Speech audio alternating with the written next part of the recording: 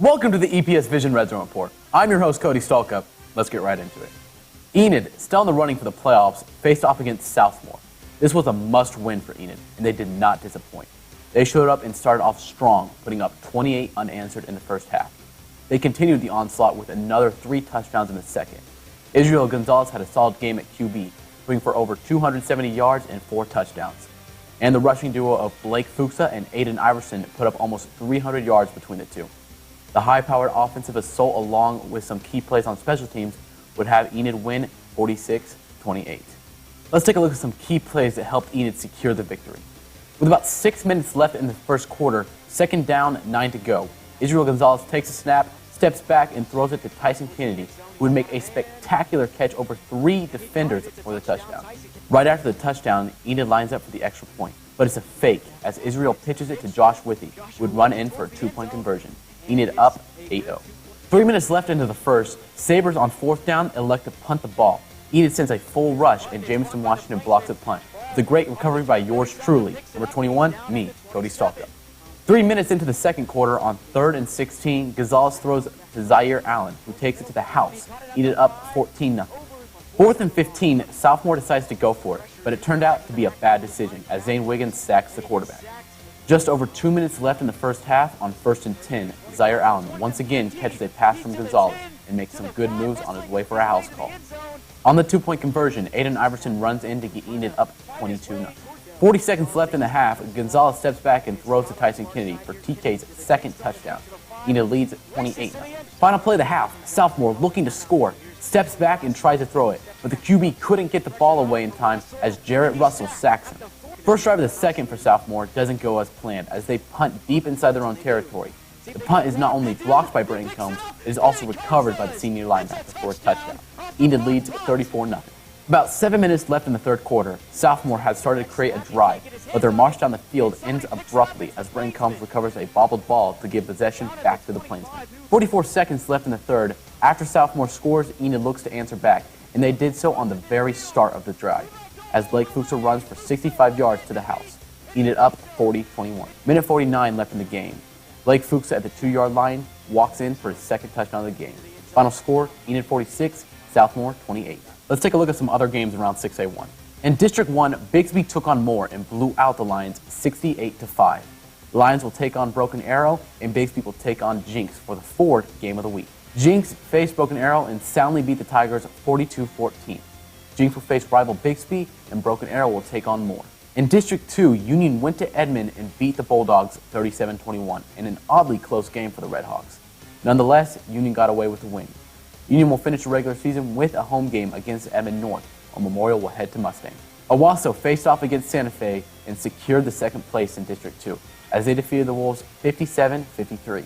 Owasso will end the season with a trip to Norman and take on the Bears, and Edmond Santa Fe will look to recover as they host the Yukon Millers.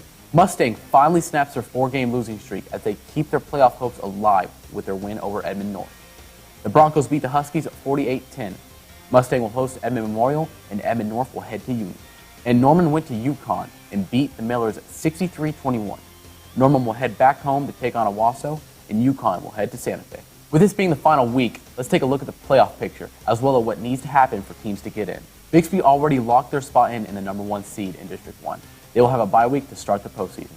Jinx also locked their spot in for the 2nd seed and will also have a bye week. Norman North and Westmore are currently fighting for the 3rd seed. Right now, the Timberwolves have the tiebreaker, but if they lose this week and Westmore wins, then Westmore will have the 3rd spot. Broken Arrow, Enid, and Moore are all fighting for the 5th and 6th seed. As of right now, BA has a 5th seed and Enid has a 6th. But if Moore wins against the Tigers and Enid wins against Norman North, Enid will have the 5th seed and Moore will slip into the 6th spot. However, if Moore beats BA and Enid loses, it will go into a 3-way tiebreaker that would be settled by points. And as of right now, Moore would be the 5th seed with 157 points, BA would be in the 6th seed with 142 points, and Enid will be left out with 135 points. In District 2, Union locked in their spot for the 1st seed with their win over Memorial. They will have a bye week in the postseason. Owasso clutched the 2nd seed with a win over Santa Fe, and they will also have a bye week. Edmond, Santa Fe, and Norman are fighting for the 3rd and 4th spot. As of right now, Edmond Santa Fe holds the tiebreaker. All they have to do is win, and they secure the 3rd seed. But if they lose, and Norman wins, it will be Norman in the 3rd seed. Mustang, Edmond North, and Edmond Memorial are all fighting for the 5th and 6th seed. Mustang and North have the 2 spots as of right now. But if Memorial beats Mustang and North somehow upsets Union, it'll be the 2 Edmond schools. If Memorial beats Mustang and North loses to Union, it will go into a 3-way tiebreaker, just like in District 1. As of right now, Mustang would get the 5th seed with 215 points, North would squeak in to the 6th seed with 181 points, and Memorial is just 5 less than North with 176 points. And finally, that brings us to tonight. It's senior night, the last game at the Selby this year. Enid will end the season off with a tough opponent, Norman North. The Timberwolves beat Westmore 30-14 last week. The Timberwolves are 7-2 this year, losing only to Bixby and Jinx. Norman North has a 3rd seed right now, and I've already clinched a spot in the playoffs. This will be the 6th all-time meeting with the Timberwolves. Enid has a lead all-time, winning 3 of the 5 games. It's been a tough season for the Plainsmen, but they still have a chance to make the playoffs for the 2nd year in a row. With playoff hopes on the line, and this being senior night, let's see if Enid can get their first win at the Selby this year. Until then, this has been your EPS Vision Resident Report, and I'm your host, Cody Stalkup. I'll see you next week. Go Big Blue! Good evening, Pacers and Plainsmen, and welcome to Week 11 of this 2023 football season. This Friday, we have a matchup against Norman North. Coach Conder, you're here with us this week for one of our final interviews of this football season. How's this week been for you? This week's been good. Kids have really taken to the game plan and excited to play our last home game against Norman North. And so we've been preparing well, and kids seem fired up for the matchup. So how is the offense going to look this week against this Norman North defense? What type of formations are we going to run, and who's really going to stand out this week? You know, we're actually thinking about taking the air out of the football a little bit. We're running a few heavy sets this week and trying to establish a run game and taking the easy pass to single receiver. And so it's going to look a little bit different. But I like the way our run game looked in our heavier sets last week, and so we're going to go a little different, heavier sets this week, and see what we can do in terms of ground game. And so some standout players for this week on offense. Who do you think's really going to stand out offensively? Yeah, I think our single receiver matchups with Keon and Zaire Allen, those 2 guys will be targeted in the pass game predominantly. We'll get Tyson Kennedy some action in the run game, which will be a little bit different than what we've seen in the past. And then Aiden Iverson and obviously Blake Fuchs will be featured running the ball on our gap scheme, power and counter and inside zone. And defensively, what type of formations are we going to run to try to stop this Norman North offense? How are we going to slow them down and make sure they don't score any points? Yeah, we're going to bring some edge pressure to try and stop their power read game.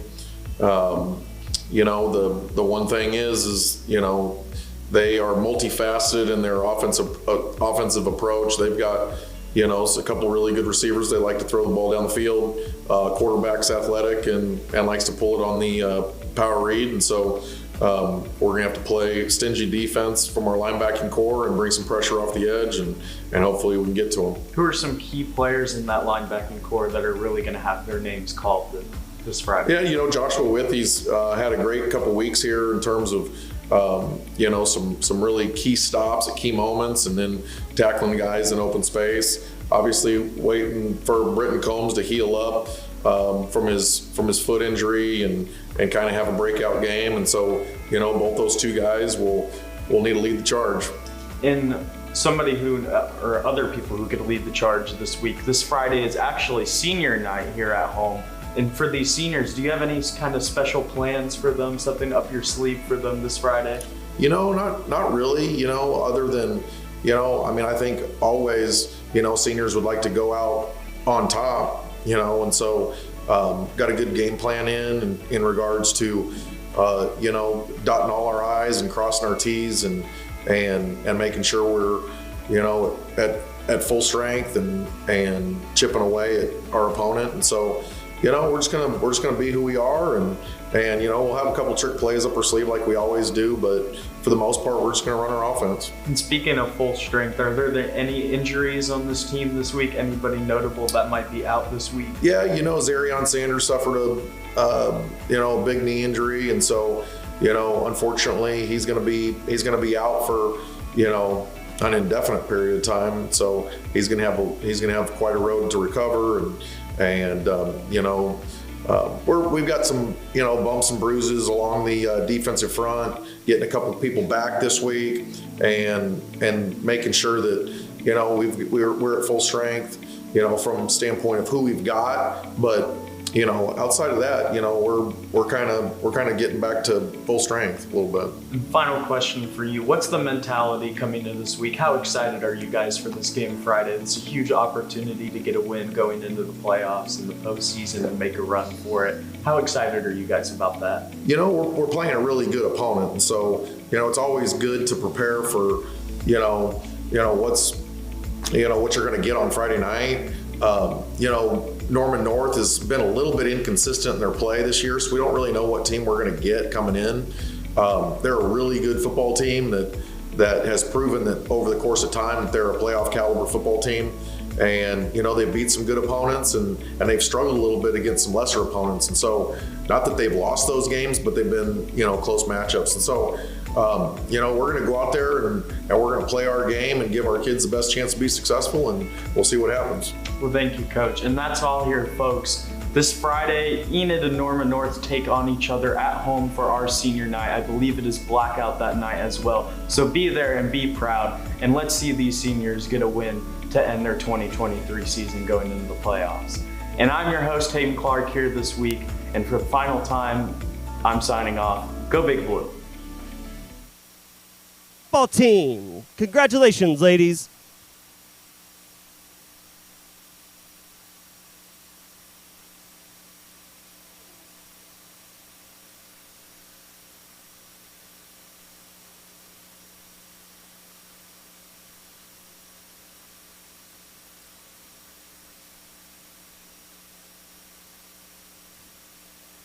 All right, tonight's activities. Our first senior tonight is a member of our EHS TV media team, Kennedy Graves. Kennedy is escorted by her parents, Christina and Jeremiah Graves. Kennedy plans on attending NOC for 2 years, then attending OU for broadcasting.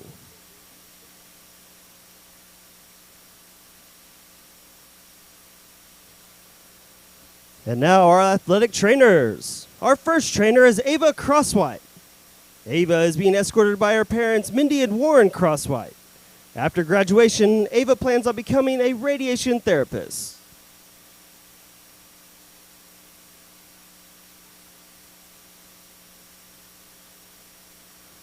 Our next trainer tonight is Josephine Morris. Josie is escorted by her parents, Angela Langham, Jamie and Michael Morris. Jamie plans on attending nursing school after graduation.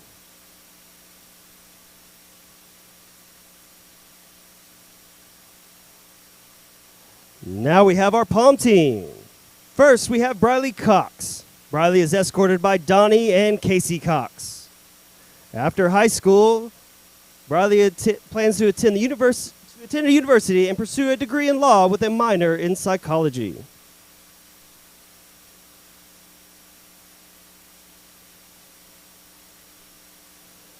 Next, Emmeline Holland. Emma is escorted by Trent and Ramey Holland. After high school, Emma plans to attend college and continue her dance career while getting a degree in exercise science.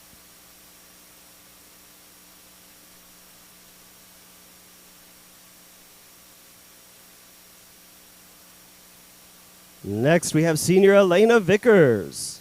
Elena is escorted by Casey Draffin and Jeff Vickers. After high school, Elena plans to attend the University of Arkansas to pursue a degree in kinesiology. She hopes to continue to become a physical therapist. With this, she also plans on trying out for the Arkansas Razorback Pom Squad and hopefully continue her pom career. Now for our cheer seniors. First for cheer is Lizzie Edson. Escorting Lizzie is Corey Edson and Damon Brown. Plans after graduation, go to cosmetology and become an eyelash technician.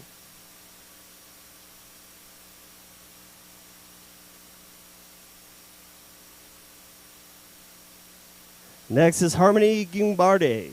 Escorting Harmony are her parents Chelsea Gumbarde and Andrew Chavez. Plans after graduation are to attend Oklahoma State University, major in pre-law political science, and minor in psychology to get a head start for law school.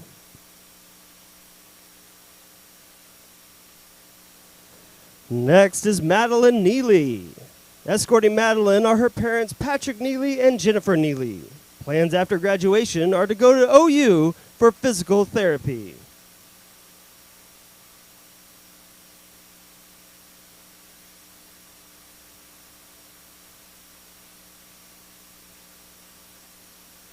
Our next cheerleader is Allie Priest. Allie is escorted by her parents, Jason and Ryan Priest. Plans after graduation are to attend NOC and get her basics, and then go on to a university.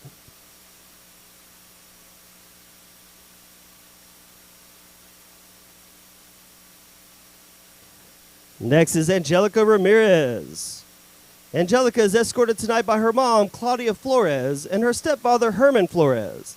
Plans after graduation are to attend Oklahoma State University to go into veterinarian school.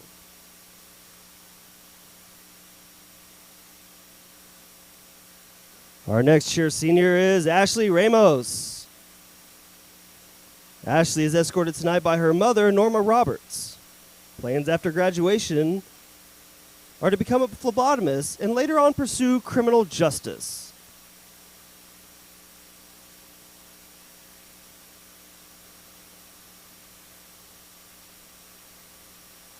Our last cheer senior is Madison Underwood. Escorting Madison tonight are mom, Jacqueline Underwood, dad, Bryce Underwood, and stepmom, Desiree Underwood. Plans after graduation are to attend college and get a bachelor's degree in elementary education. After that, she would like to pursue a master's degree in mental health counseling for adolescents.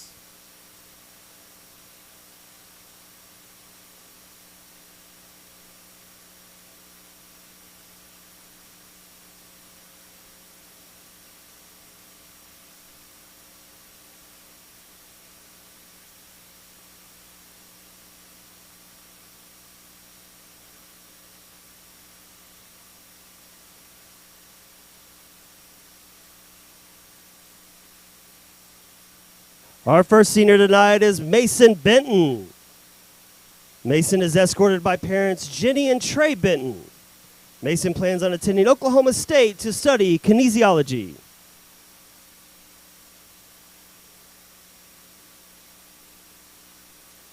Up next is Weston Bramwell. Parents are Bobby and Sarah Bramwell. Plans after high school are to pursue a career as a crane operator.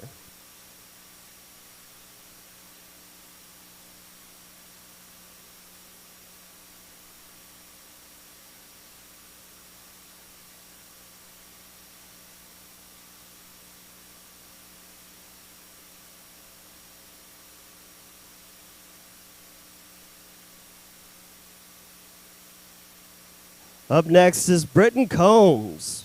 Britton is escorted by his parents, Billy Joe and Josh York. Britton is undecided on his college choice, but plans on majoring in physical therapy.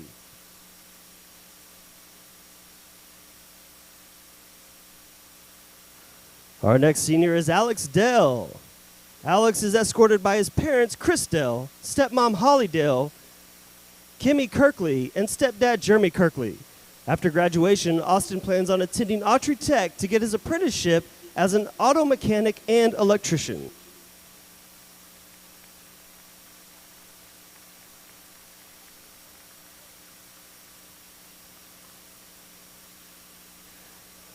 Up next, we have Tyler Gamble. Tyler is escorted by his parents, Mina and Robert Gamble. Tyler hopes to continue his athletics career and earn his bachelor's degree in exercise science and become a strength coach.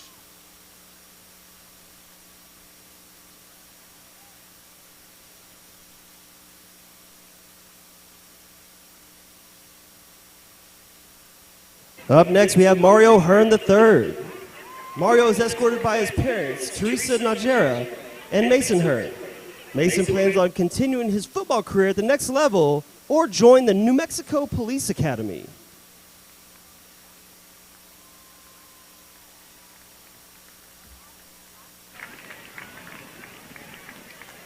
Our next senior is Aiden Iverson. Aiden is escorted by his mother, April Iverson. Aiden plans on pursuing basketball at the next level.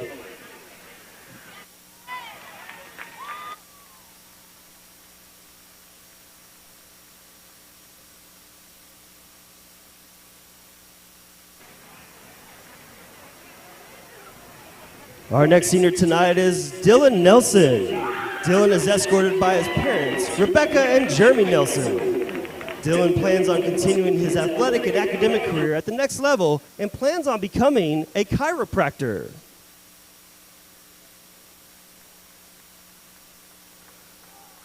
Next is senior Bennett Percival. Bennett is escorted by his parents, Tanya and Chris Percival. Bennett plans on attending NOC to play baseball and major in kinesiology.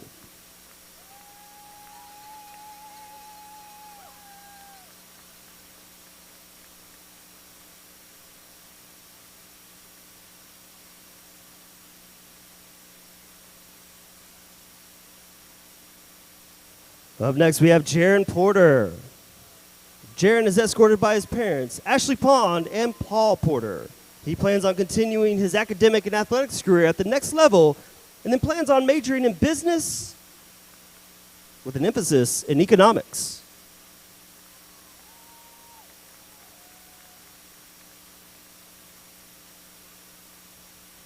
Next is senior Caleb Roman. Caleb is escorted by his parents, Adrian and Jacob McCook. After graduation, Caleb plans on joining the United States Air Force.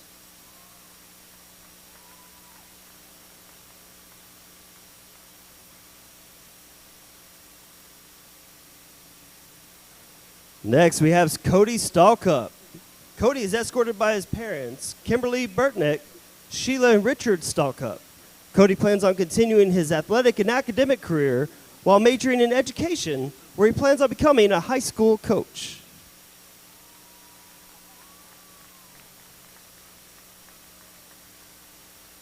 Our next senior is senior Brock Sullivan. Brock is escorted by his parents, Jennifer and Denham Sullivan. After graduation, Brock plans on continuing his football career while getting his degree in sports medicine.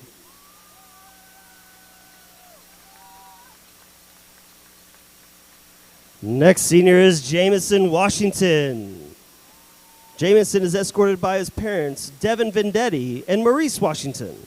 After graduation, Jamison plans on continuing his athletic and academic career at the next level.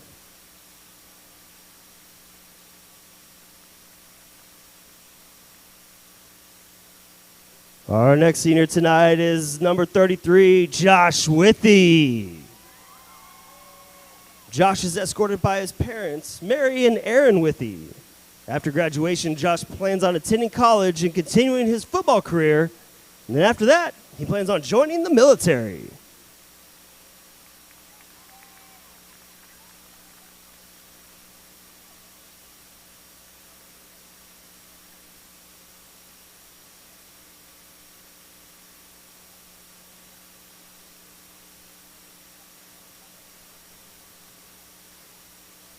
Next senior is number 43, linebacker Ben Hakel.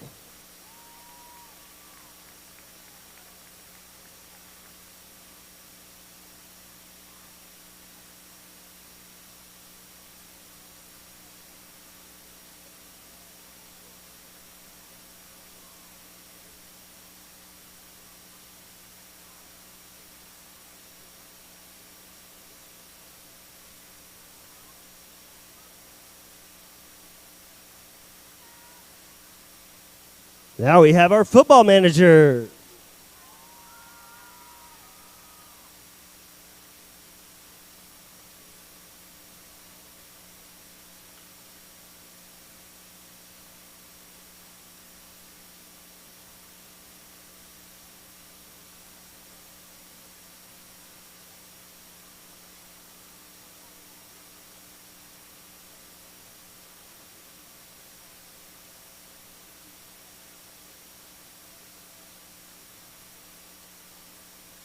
All right. Right now we have Rosalind McLaren. Rosalind is a manager for the football program. She's escorted by her parents, April McLaren and Matt Cox. After graduation, Rosalind plans on attending Autry Tech for cosmetology.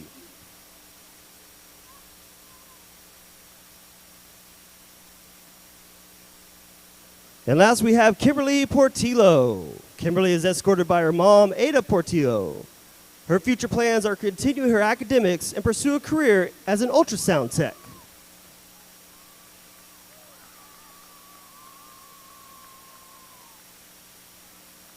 Pacers and Plainsmen fans, one more time, let's celebrate our seniors and what they have done for our programs, school, and community.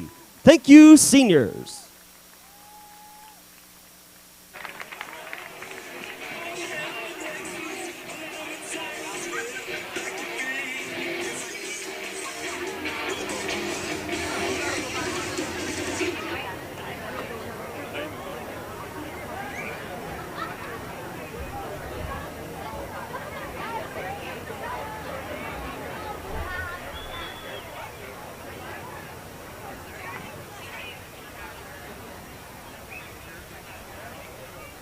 And now, our big blue marching band.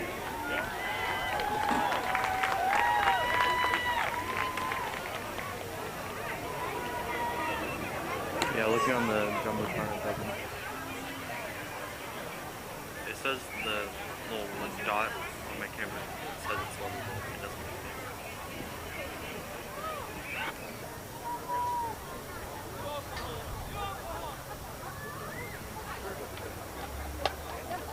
Presenting tonight's colors, our members of Enid High School Air Force Junior Arts.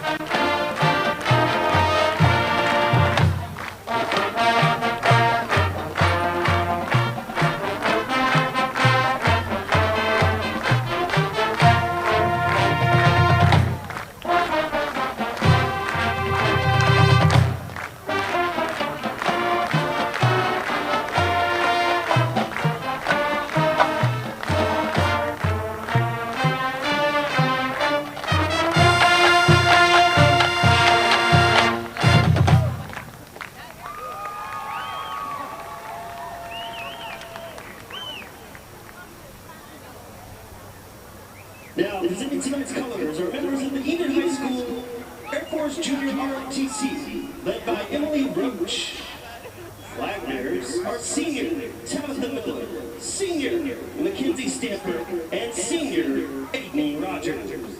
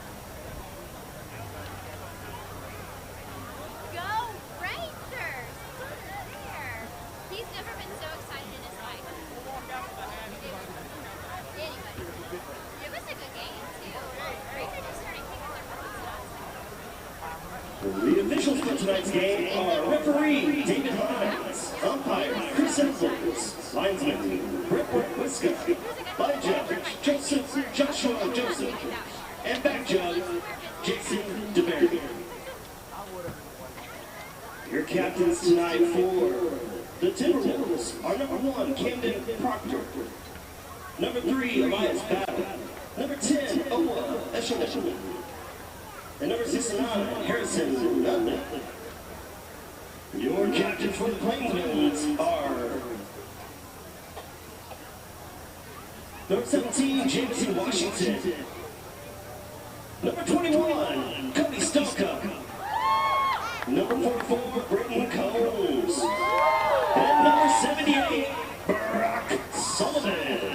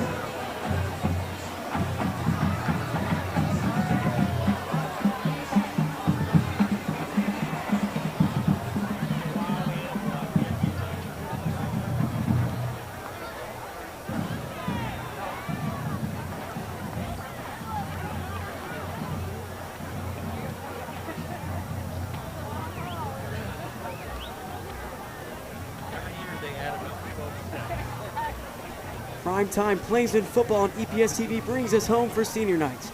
Welcome to Enid, Oklahoma. It's a beautiful evening for football at Deep Bruce Selby Stadium. The regular season will come to an end after tonight. It's battle between two teams have clinched a spot in the playoffs. 6th-ranked Enid Plainsmen host the 3rd-ranked Norman North Timberwolves. Excited to give you pregame coverage tonight. Both teams are ready. We're just moments away from kickoff. Hi everybody, Landon Collins alongside Hayden Clark. And Hayden, Enid just needs to, carry the momentum from last week's win. Yeah, coming off the sophomore game where we won 46-28, a very good game offensively where we showcased how good we were offensively in the first half. A lot of touchdown passes. Sire Allen caught 2 of those, actually. And just an overall good performance, able to keep it up in the second half, despite the fact that these players may have been maybe a little gassed, just a tiny bit, I guess you could argue. And they ended up holding out, winning, almost putting up 50 on the board. Landon, what did you think of that game? I saw a lot of good things. The defense was stopping them, like we talked about all week after that game. The offense was making plays, and Israel Gonzalez really stepped it up. He stopped the turnover streak. Yeah, even the special teams made plays. Obviously, Jameson Washington had that front block that Cody Stalka recovered. Effortville Captain of the Week after getting an offer in Missouri State just recently, so congratulations, Cody, on that. And in the sophomore game, we made quite a bit of plays. We made sure that they could not do anything offensively. Cruz Campbell had an awful night where we made sure we dumped him all night long, made him struggle, especially with a very I'd say a momentum type play where we sacked him at the end of the half going in, and it just looked like the night was going to get worse from there, and it did. And the Plainsmen just held on in the second half. Sophomore kind of started to rally back a little bit, but at the end of the day, Plainsmen held on. They got the W, 46-28. Ended up making plays on all levels of the field and ended up winning the game. The regular season finale tonight for the 6th-ranked Plainsmen. Yes, the 3rd-ranked Norman North Timberwolves on senior night, like we said earlier. And we'd also like to say congrats to all the seniors that have made it up to this point in their career, whether you're on the team, pom, cheer, band, or even here on EPS TV. Shout out to you, Kennedy. I know you can hear me. But thanks for all the hard work over the years, guys, here at Enid High School. And here's the top 6 teams in both districts. Hayden, take us away. So heading in, overview of 6A1. Bixby and Jenks play tonight for the district championship. We'll have coverage for you that throughout the night. Loser will still have their first round bye. Norman North and Westmore have clinched a home playoff berth no matter the outcomes of their games tonight. North plays here at Selby versus Enid tonight, and Westmore plays in Moore Wars versus last-ranked Southmore at home for their senior night. The Moore Lions have a chance to get in the top 6 if they have a win over Broken Arrow, which they did not do last night, losing that game. Here are the scenarios. So 5th with win and Enid loss if Lions win by 4 or more points. 6th with win and Enid loss if Lions win by 3 or fewer points. 6th with Lion and Plainsmen win. Despite the last 2 playoff spots possibly going into point differential, thankfully it didn't happen like that for the Plainsmen. They ended up getting in. The 5th seed on the District 1 side of the bracket was taken in by Broken Arrow last night. They clinched that spot. The Tigers defeated Moore last night on the road in the battle at the end. The Lions tried to time the game up, trailing by 7, going into the 4th quarter with 1 last play to go. And QB Maverick Gardner tried to keep up the fair, a 40-yard one, and it just fell short. VA was able to escape a very scarily close game, working for the first spot. Plainsmen are finally in the playoffs for the 2nd year in a row, and they will come in as the last seed to succeed in the bracket. This is the 2nd playoff appearance consecutively for these Plainsmen, as I said, and this is the first time they've done that since 2008 and 9. Congrats to the team, and I was watching that game last night, Moore versus Broken Arrow at Moore School Stadium, and let me tell you, Hayden, I was on the edge of my seat all night. Me and my dad watched the first half together, and then my dad went to sleep, so I had to watch the second half alone. I was on the edge of my seat. I was tripping, but it was a little too close for our liking. Yeah, for sure. Now to District 2, folks. Union and Owasso clinched first-round byes as the number 1 and 2 seeds. Edmond Santa Fe fell down to the number 3 spot after a tough loss last week to Owasso. Both teams knew the winner of that game would have had a rest week come postseason, but the Owasso Rams won 57-53 over the Wolves. The 4th seed belongs to the Norman High Tigers, who play 8th-ranked UConn tonight in their final regular season matchup. And the 5 and 6 seeds go on the road to play Norman North or Westmore from the 6A1 side in the first round of the playoffs. But the question is, who will the number 5 and 6 seeds be? Well, it could be a 3-way tie between Mustang, Edmond North, and Edmond Memorial. Edmond North fell to Tulsa Union last night 50-14, so that means that if Edmond Memorial can pull off a victory over 5th-ranked Mustang, it will go to a 3-way tie, since all 3 teams will be 2-5 in district play. Point differential will decide the last 2 spots. We'll have to see how some of these games pan out. Hayden's going to be interesting, but we'll be giving score updates throughout the night. What a crazy year of Oklahoma football landed. Who would have predicted it would have went like this? Nobody. Especially, Edmond Santa Fe being as high as number 3. Last year they went 1-9. Yeah, they made a complete turnaround, ended up being a playoff contender. It's just crazy to see. And we're underway on senior night. Reese Crandall hits it deep for a touchback. Plainsmen to start offensively, and they've pretty much done that every game so far in the season. Yeah, and maybe a trend that Coach Condor does not want to continue, but they have started on offense just about every game this year. He really wants to start on defense, get the defense in early, and then get the offense going. Maybe that's why the offense has started a little slow in the first half, but we'll see tonight if that can change. We'll see who takes the start at quarterback. Israel Gonzalez is 2-2 as a starter. His first game he won against Moore, and then he lost 2 consecutive against Bixby and Westmore. He didn't take the start against Broken Arrow. And then last week he won against Southmore as a starter. They split reps in the first half, but he took it away in the second half. Well, he's out here tonight making the start again, hoping to make it 3-2 as a starter with a huge win tonight to give them a lot of confidence going into this playoff game next week. First play of the game, a deep shot off the trick play. He caught it. No, he dropped it. Zaire Allen was wide open. Wow. It looked like it was just going to be one of those typical screens to Tyson Kennedy, but he ends up going to looking for a man. He had Zaire Allen wide open down the field. Maybe just a tad underthrown, but a drop that's a little costly. He was past the defensive back, Curtis Miller, who has a couple of interceptions on the season. They saw that it was a screen pass, so he decided to follow Kennedy with the ball, and then a deep shot wide open, but unfortunately it was dropped. Hopefully they do better next time. They made this Norman North defense look silly on that play. And look at this formation. Kennedy in the backfield. They motion him left side. Here's a snap. Gonzalez back to throw. Looks, and it's incomplete. A high pass thrown into triple coverage intended for Zaire Allen. And this Norman North defense, they're going to really have to watch out for the secondary. The secondary has almost double-digit turnovers on the season, double-digit interceptions. They're going to try to make big plays all night. Right there, it just showed we can beat them. This Norman North defense running a 3-4. They've done it all year, and this Plainsman offense is used to seeing it. They run the cover 4 Palms coverage, so, let's hope Israel Gonzalez can take an extra step tonight as he's 2-2 as a starter, get past the 500 mark. Empty backfield, low snap, can't collect it, flag down. Yeah, like you said, they're a 3-4 formation, run a lot of Palms coverage, cover 4. They try to drop 8 back normally. This defensive line is a very physical line. They can really get pressure on the quarterback. But this Enid O-line has not played bad this year. They've been really up to the task, and they've been able to cover very well for our quarterback. A lot of flags this season for the Plainsmen, and a lot of them last week. Not all of them were the Plainsmen. Most of them were sophomore, but the first one of the night was a false start, so drop them back 5. Norman North looking to send pressure. It's 3rd down and 15 from their own 15. Empty backfield once again for Israel Gonzalez after the last play was a penalty. Possibly see a shot on this play. He's back to throw. Pressure's on him on the edge. Gets away. At the 10, the 15, around the corner to the 20. Knocked out of bounds at the 22. They don't pick up the first down, but he gets past the original line of scrimmage by a yard. They're going to mark him at the 21. So it's a 4th down, 9 yards to go. The line to gain is the 30.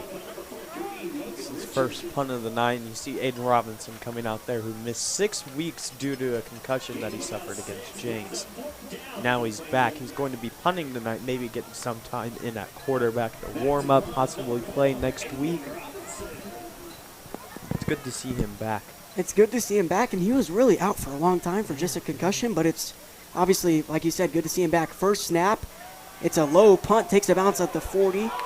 Now into Norman North territory, out of bounds near their 40. So they're going to start with pretty good field position, and they're going to say it was out of bounds at the 43. So the key tonight for the Plainsman defense, got to get pressure on the quarterback. Nothing else you can say about it. You really got to make sure to get pressure on him, make sure that he can't do anything. Owen Eshelman, he's got to make sure that he can't use his legs. They've done a good job, and they've been up to task of stopping quarterbacks who have legs this year. They're going to have to do the same thing tonight. They're going to really want to run the ball with him. This Plainsman defense has got to stop him, especially on the D-line. They're going to have to get pressure consistently.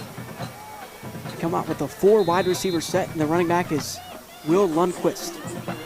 Obviously, Eshelman, the quarterback, he likes to use his legs a lot. It's an empty backfield on their first play. Snap to the flats. It's caught at the 50 to the 45. Still on his feet in Plainsman territory, down at the 30. Tackled by Jesse Pinade. A good play on his part.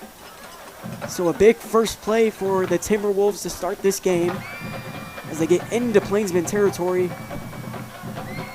Ball spotted at the 33. Let's see if we see any power read early from Norman North. Here's a split set for the wide receivers. New running back in the game. They give it to him up the gut, and he's down at the 25. Dante Moses with the carry. Now they're running hurry up.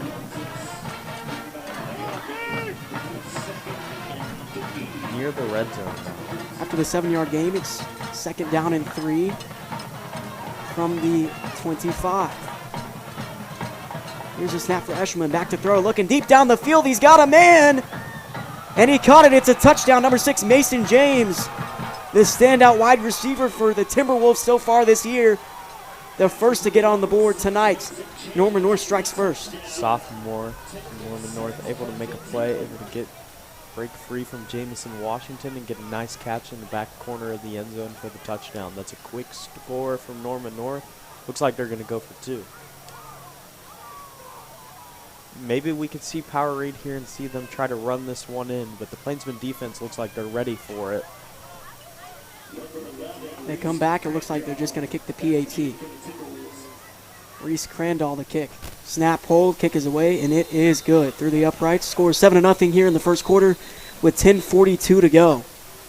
So a quick score from Norman North.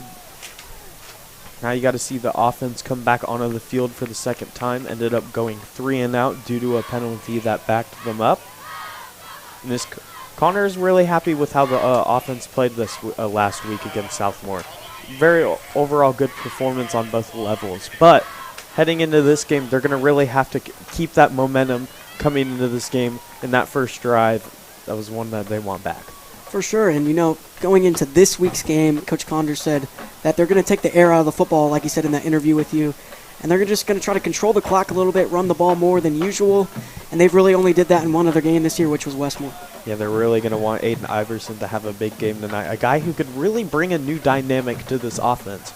As we've been talking about all year, he's a point guard for basketball who's very strong, very physical, very tall. He's an athletic freak who could take people with him and break all sorts of tackles. They're going to really want to see him do that tonight. Try to give it to him on maybe a couple screens, give him a couple handoffs, see if he can take one a long way. Both of these teams into the playoff conversation. Norman North looking to be the 3 seed. The Plainsmen locked in at 6. Crandall the kick once again for the second time tonight. It's a deep kick once again, and it's a touchback for the second time tonight. Plainsmen to start from their own 20.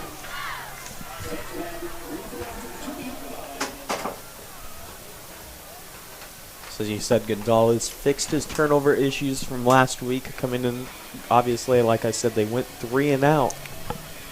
What do you do here on offense?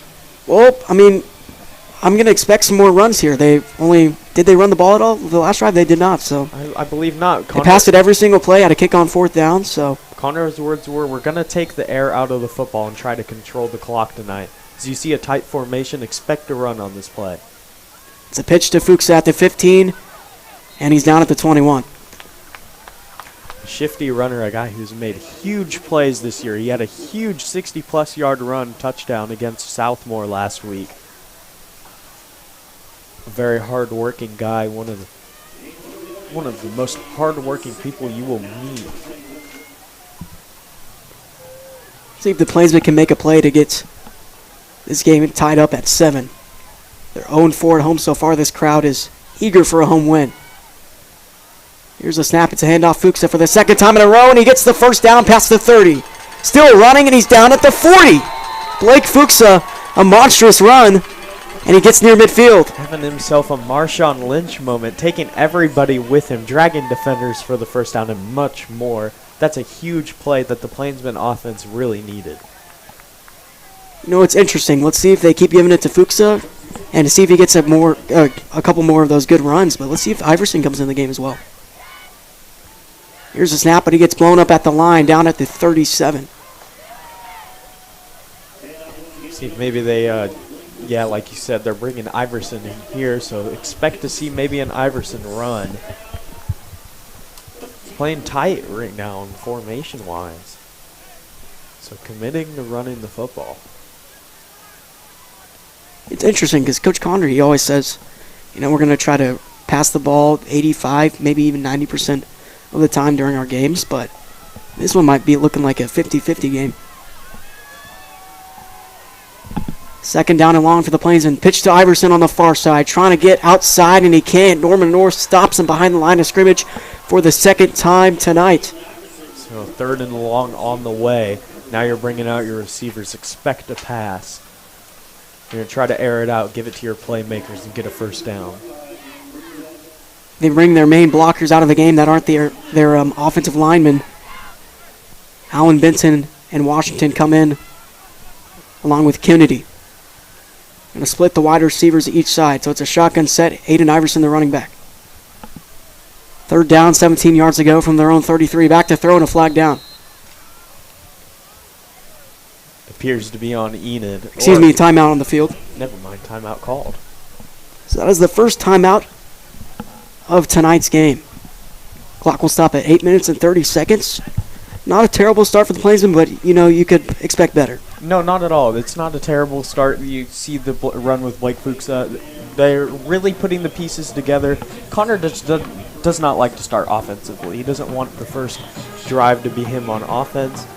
And maybe the reason for that is they start a little slow in that situation.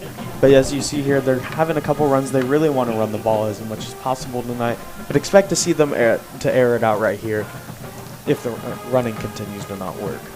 3-2 all time between these two teams. This is the 6th matchup. Series started in 2002. Played games from 02 to 05 with Enid winning 3 out of those 4. Norman North is on a 3-game win streak. They're 4-1 at home, 3-1 away. So only one loss away. Yeah, since the form of the new district last year, Enid had to play Norman North in Norman. Score is 52-32. Enid fell just by 20 points. In a game where the Plainsmen almost came back and won it. Yeah, they almost came back and won that. That was a game that we were really excited for, especially on the trick play where Brock Slater threw a touchdown. Oh, yeah, that was definitely a great play. It was a great moment. After the timeout, 3rd down and 17, Israel Gonzalez back to throw, rolling right, pressure's on him, stays on his feet, no, he gets dragged down at the 26. A sack, and the T-Wolves get their 3rd tackle for a loss on their 3rd consecutive play. Well, the pressure got to him on that play. It looked like he was going to tuck it and run it for himself. The last minute, it looked like maybe he would pass the ball, but ended up getting dumped there. Now they're going to have to punt once again, so that's 2 straight drives where they've had to punt. They got a 1st down here, looked like they were going to start moving the ball down the field, ended up punting. A better punt than last time. It's fielded in their own territory. Is going to get stopped at midfield by Joshua Withy.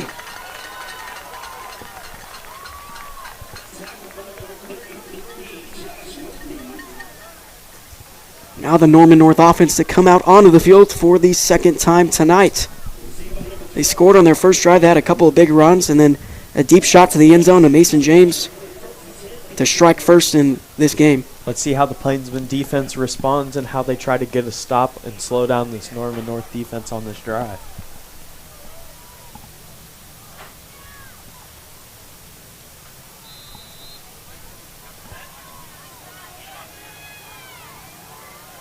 Trips to the right of the line. In the shotgun, they motion one over. Motion a second and a flag down. Appeared to be on Norman North, so that's the first penalty on their part.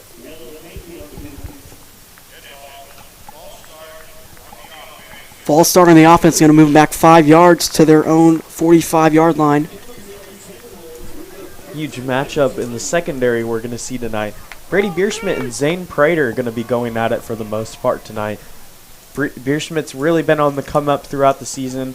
Started a little slow. He's been picking it up, and he's been great. We're going to have to see how that one goes. They motion again. They motion a second player. Snap. Eshelman looking to find a receiver. Pressure's on him. Gets away. Decides to use his legs. Gets to midfield, and he's out of bounds. The out of bounds tackle by our very own Cody Stalka. So it brings up a 2nd down and long, so they're still behind their own original line of scrimmage. 11 yards to go to the 1st down marker. They have to get to the Plainsman 40-yard line. See if the Plainsman defense can get a stop and force a 3rd and long situation.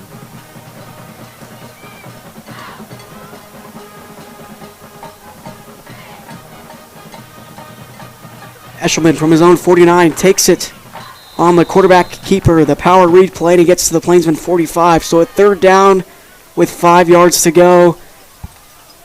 Hayden, what do we need to see here from the defense? We're going to need to see them get pressure on the quarterback. CCE got a 5-yard run there to make it a 3rd and much more manageable. You're going to have to get pressure on him and get a stop. You're going to have to watch for Mason James and Zane Prater. They move Latrell Williams to running back, and they throw it near side to Mason James. It's caught behind the line of scrimmage, trying to get to the 1st down marker, and he does, just by 2 yards, all the way to the 38. Tyson Kennedy there to fight for it and try to avoid that 1st down conversion. Unfortunately, they get it. And that was Mason James right there on the screen.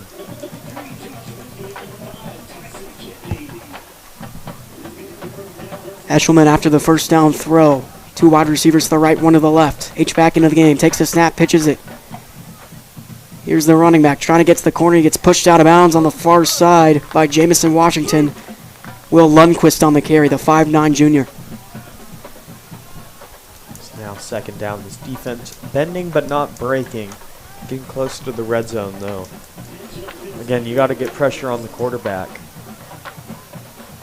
It's an empty backfield. Let's see if they can make something happen. 4 wide receivers on the bottom, 1 on the top. Here's a snap, fires to the far side, and it's taken in. Still on his feet, gets the first down to the 25, and that's where he gets tackled down. Zane Prater with the reception, their other key receiver pretty much every game so far this season. Yeah, and they try to set him up for the screen to get the first down, and they got it. Actually, the Plainsman defense batted it on the line, but he was able to make the catch and get the first. It's a lucky play. Lucky it didn't go the Plainsman way. In the shotgun, Will Lundquist, the running back. Split 2 wide receivers each side. They motion Lundquist. Snap on first down. Eshelman back to throw. Pressure's on. Fires a shot over the middle. Caught by James. Inside the 10, and he's into the end zone for another Norman North touchdown. That's his second touchdown reception of the night. This time he takes it all the way himself. Able to make a move. So just 6 minutes into the first quarter, Norman North goes up by 2 scores. I mean, it's really been a show of their offense. When they get on the field offensively, they tend to score, and the Plainsmen just haven't. Yeah, the Plainsmen really got to get on offense and get something going. A 3-and-out and a punt are just not a recipe for success. And the kick is no good. Reese Crandall misses it off the left upright. So the score is going to stay at 13 for the T-Wolves. Plainsmen going to get the football down by 2 scores. As like I said, 6 minutes ago here in this first quarter, Plainsmen with 2 timeouts, North with 3.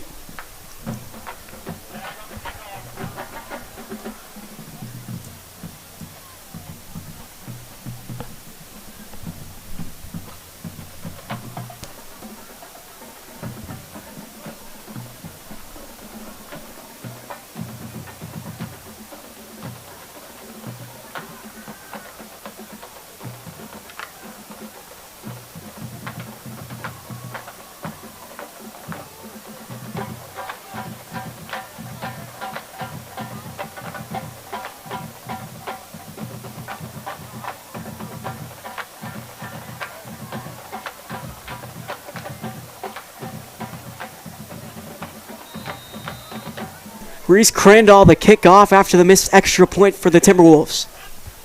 Approaches the football toe to leather, another deep kick. And the third touchback tonight. Thompson just lets that one go. Plainsmen to start once again from their own 20.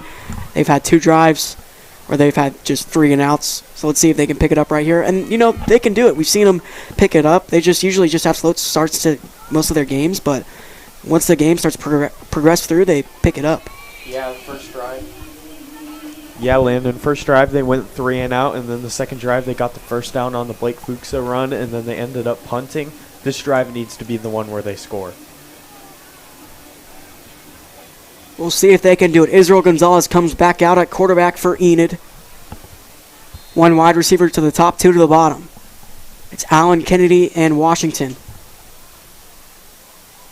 Fuchs to the running back. They gave it to him on the first play on the ground this drive, and he's going to get forward progression of 1 yard to the 21.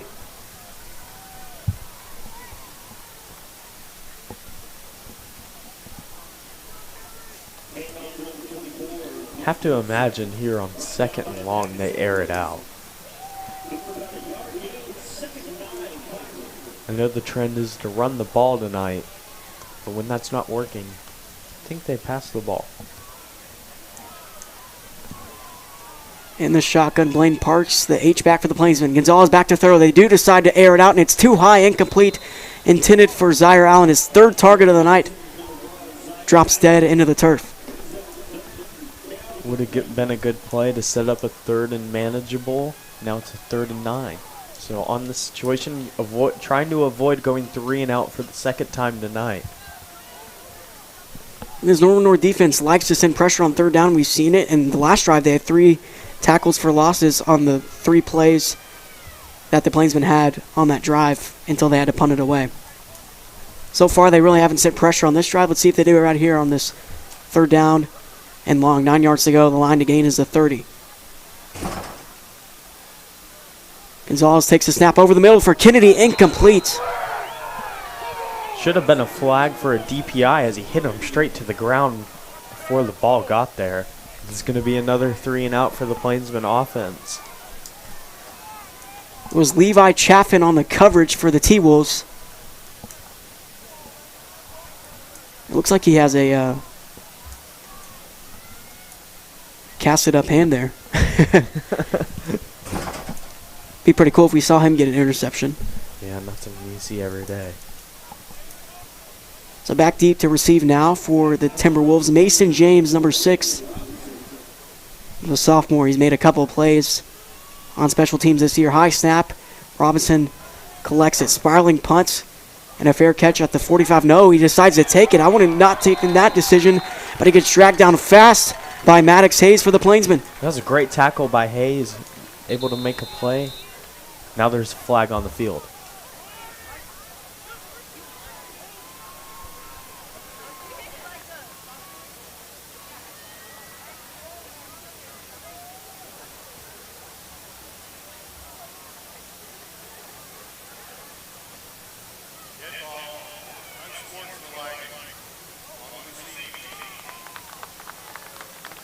Unsportsmanlike conduct on Norman North. Their second penalty of the night. That's going to back their offense up a little more. And it gives the Plainsmen a break. I mean, they need it. Yeah, it gives them a breather, gives them room to work with on defense. In the past 2 drives, they started with very, very good field position around midfield. Both of those times, and now about 10 yards off of where they did start previously, so they're at their own 31. See if the Plainsmen can send 5 or 6 here. They're dropping 5 in the secondary. They do it a lot. They run that 3-3-5. They send the pressure packages. Eshelman back to throw and a wide open pass. It was almost intercepted by Cody Stockup. And here's Mason James streaking to the end zone. That is James' 3rd touchdown of the night on a huge reception. And that was just a missed opportunity. Cody Stockup was there to get the interception. James just makes a heck of a catch and a heck of a play. And there was nobody there, and he was able to take it for pay dirt. One play, about 5 to 10 seconds on that drive. Norman North going up by 3 scores. Let's see if Crandall can make this extra point after he missed the last one. He's got a heck of a leg. He's kicked 3 touchbacks so far. Here's the kick. And it's good. 2 for 3 on the night for Reese Crandall, and the score is 20-0. Plainsmen trail here on senior night in the first quarter with 5:07 to go. And you know, Hayden, if the Plainsmen do end up losing this game, it's all right. We're locked in for the playoffs as the number 6 seed, win or lose tonight. So our opponent is going to be Edmond Santa Fe. I mean, let's talk about that. How do you think that game's going to go? Yeah, hopefully it's going to be a good one. I think we can really run the table against a vulnerable Edmond Santa Fe team. And you're right. The outcome of tonight does not necessarily matter, but it matters at the same time. He's got to play for pride at the end of the day, and this home crowd wants a win at home. Plainsmen have been spectacular on the road, 3-3 on the season, and they've been 0-4 at home. Yep, winless. So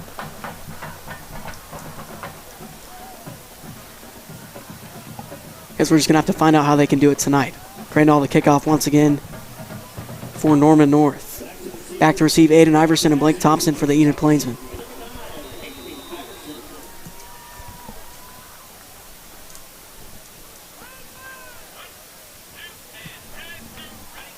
Boots it again, the 4th touchback of the night.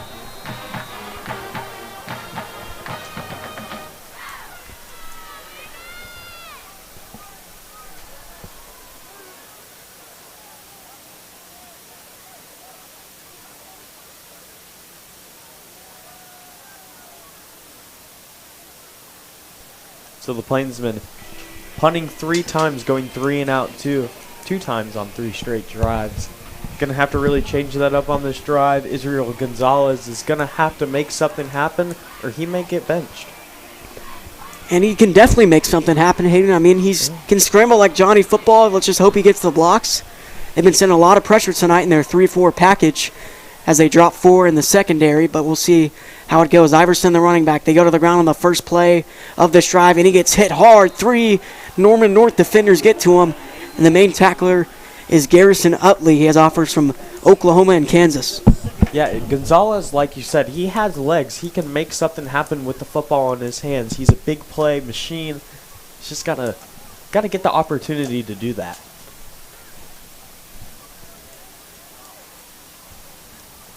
And after the trickery on the first drive, we have not seen Tyson Kennedy a whole lot. After the loss, it brings up a 2nd down and 12 for the Plains and ball on their own 18-yard line. Gonzalez steps back, pressure, but a quick throw, and it's almost intercepted. It was Curtis Miller on the coverage, along with Tate Johnson, the outside linebacker. So clock will stop at 4 minutes and 20 seconds.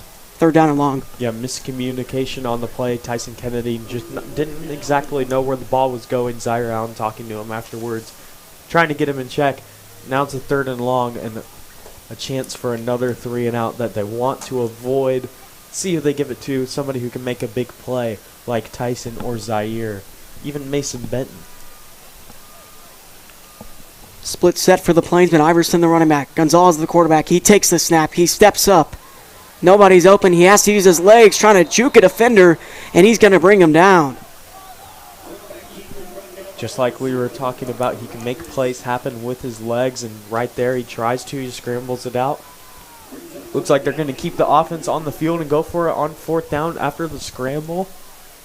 I mean, when you're down 3 scores and you're past 3 offensive drives, just this is a 4th have and fallen. very manageable. Yeah, I mean, it's a very crucial 3rd down if they want to stay in this game here in the first half and beyond that. It looks like they're just going to try to get him to jump off sides. Let's see if they try to dial up an audible here to stay on the field and try to convert this 4th down and 6.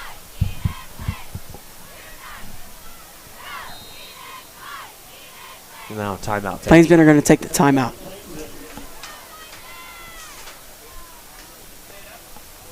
Well, Hayden, it's been, 4 years for me? How long for you? It's been 3 years, actually, in EPS Vision. It's been a great 3 years with you. We've called football for about 2 years now, and it's been great. Well, yeah, it's been a long ride for sure. When I started out my freshman year, let's think about this. I did the 2020 season, and they went 3-7 that year. Sophomore year, we did a couple games together towards the end of the year. And then my junior year was the really good year we had together. I mean, our first year that really we clicked, and we prepared a lot for every game. Tyke had a huge year. Luke Rao had a huge year. Had about 5-6 players go to the next level that were seniors last year. And they made their first playoff appearance in 15 years. So that was a good season. Then this year, it's been rolling so far. Yeah, it's been rolling this year. It's been business like usual. But last year, our junior was an absolutely magical year. I mean, it was really something the fans haven't seen in over a decade. Yeah, when I think of last year, I think of the Edmond Memorial game in the snow. That was the snow playoff game. Oh, yeah. It was a game to never forget, Landon. That's for sure. Plainsmen a punt now. Their 4th offensive drive doesn't go well for them. And a flag down at the 23. Dead ball. So electing not to go for it on 4th and 6. Still 4th down. So it's going to be another 3 and out for the Plainsmen O. So now Mason James has a better chance to return the football. He's sitting at midfield. Robinson takes a snap, punts this one away. A high punt. James decides to take this one. He gets hit hard again. And it was Maddox Hayes again. 2 flags down. It looks like they're going to call that on the hit by Hayes. That was a clean hit. Have to see what the call is here.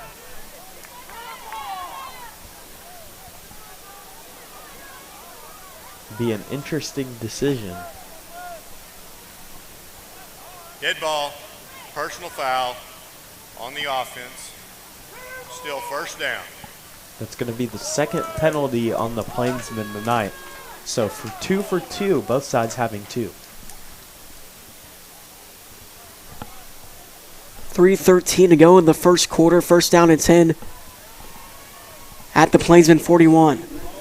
The Timberwolves have scored on every drive so far tonight. Plainsmen defense is looking to stop them, and then the last one just unfortunate. Cody Sockup almost picked it off.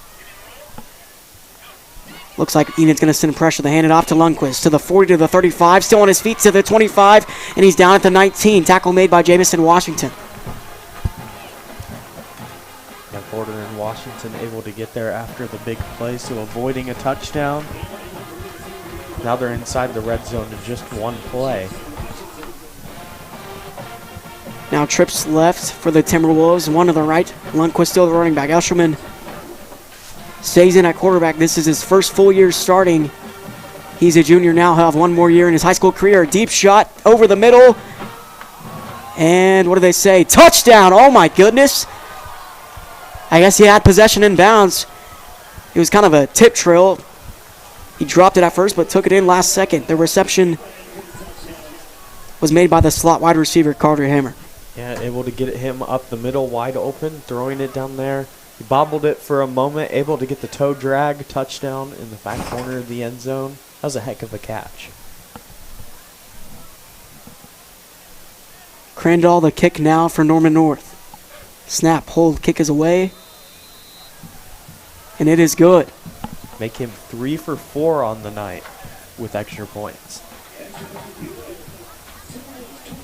Plainsmen stay at zip.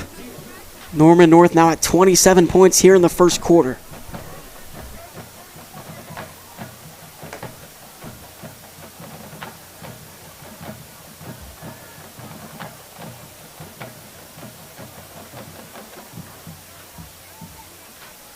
Some scores around the state. Owasso at Norman, 7-12 the score. Norman leads UConn at Edmond Santa Fe. Edmond Santa Fe beating the last ranked Millers in that second district, 27-0. Same score here in this game. Bixby and Jinx.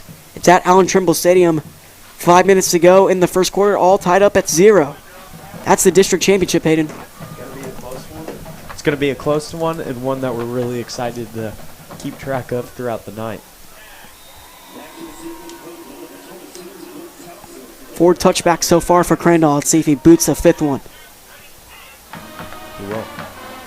He does. These Plainsmen returners have had no chance tonight. It's Aiden Iverson and Blake Thompson, and really, Blake Thompson has played a lot of football games this year. Yeah, he's played just 20 games this year to this point at the end of the season. I know last week we were saying just about 20.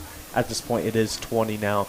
A very speedy guy, a guy who they really want to really open up in the secondary as well, a guy who plays safety, somebody that they really want to become a leader. He's got a lot of speed. That's why he's on the return team. There's Bennett Percival, as you just saw him on the screen, out at wide receiver on the near side. First down handoff to Blake Fuchs, and he's batted down for a loss.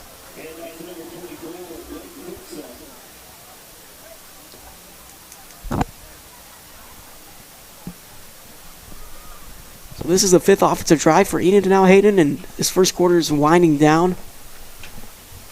But let's see if they can get something going here offensively. The Plainsmen have not crossed midfield yet in this first quarter.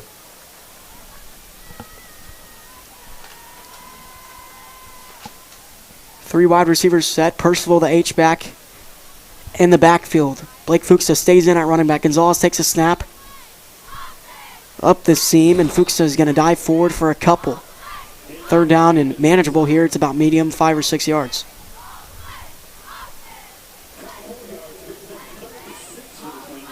Another 3rd down and 6 situation for the Plainsmen offense.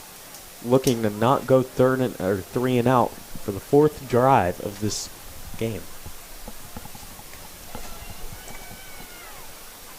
The line to gain is a 30. Split set of wide receivers. Norman North looks like they're pressing. Gonzalez lofts it up, and it's caught by Kennedy at midfield. Breaks a tackle, and he's out of bounds at the 42. What a play by Tyson Kennedy. Looked like there was nothing there for Israel Gonzalez. He ends up seeing Kennedy on the right side of the field, way deep. Ended up lofting it up to him, and he made a spectacular catch and ended up breaking a tackle to get a couple afterwards. It's the first time they've crossed midfield, avoiding another 3 and out. I mean, he really beat Camden Preacher right there. He has a couple of interceptions on the year. Let's see if they can pick that up tonight. A good block by Fuchs and a sideline throw to Kennedy. Now on the far side, but it's too high and incomplete. Tried to hit Kennedy again, this time on the left side, and a short pass. It's just overthrown. Could not reel that one in. You know, as we were talking to Coach Conder earlier this week after the Southmore game, he said that Tyson Kennedy and Blake Fuchs are his 2 most, consistent players. Consistency. Sorry, I had a brain is fart key. there. Yeah, consistency. I was trying to is remember key. the exact words he said, but Fuchs always getting positive yardage. Only a couple plays this year where he's lost yardage, and here's a throw to Tyson Kennedy, as we're just talking about him making a 5-yard gain all the way to the 37. Able to make it a 3rd and about medium now with a minute to go in quarter 1. Seems like this quarter has gone on for forever.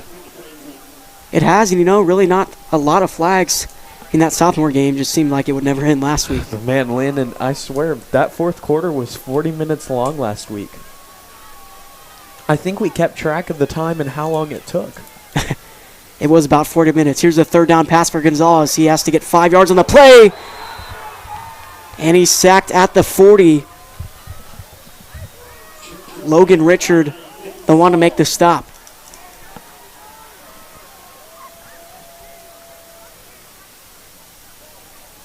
Looks like O is staying on the field for 4th down. I mean, when you're down 27-0 in the first, going for it on 4th You're down. in their territory too. Yeah, I mean, why you're not? at their 40-yard line from the right hash. No reason not to. It's 4-down territory for sure. It's a 4th down that they could very easily get as well. 3-yard loss on the play. That's the end of the first quarter. The score 27-0. Plainsmen trail here on senior night. I mean, their first 4 offensive drives, they didn't get pretty much anything going, and this one's been going pretty good. This one, they've really been able to move the ball, as I said, got past midfield for the first time tonight. All the momentum is on their side on this drive. Now they got to get it on 4th down and 8. And you don't want to give the ball back to that Norman North offense. I mean, Mason James has been lighting it up tonight. Absolutely. He's at 3 or 4 touchdowns. Been dancing all He's had 3 touchdowns, and then the other one was to their slot receiver, Carter Hammer. So you want to stay on the field here. It's 4-down territory. You got to convert. You're in their territory, so you get a 10, 15-yard gain, you're around the blue zone. Hey, you don't want to make this a 5-score game. And I think they're going to rely on the short to intermediate passing game here, something Coach Condor likes to do a lot, and he calls his plays with the grass he sees on the field. He doesn't call it where defenders are at. He calls it where the grass is. So maybe look for the open side of the field here, or they can maybe mix it up and put some trickery into it. They tried that on the first play of the game. Another thing about this Norman North defense is they really tend to give up plays in the flat. So let's see if they can just try to set something up there and get a first. 4th down from the Norman North 40-yard line. Plainsmen trail by 4 scores. Back to throw, rolls left. Has a man, incomplete, intended for Allen. He hasn't caught one yet tonight, unfortunately.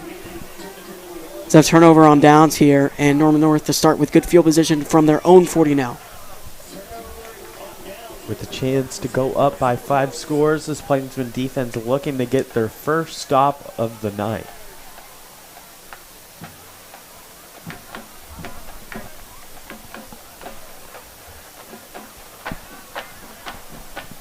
Eshelman comes back out quarterback for the Timberwolves. Lundquist, the running back.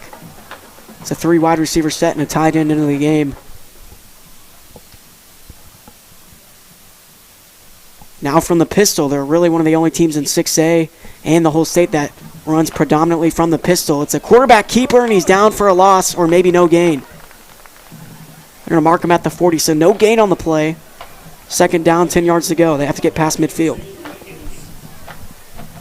Good play on 1st down to try to set the tone for this drive. See if they can hold that momentum and get their first stop of the night.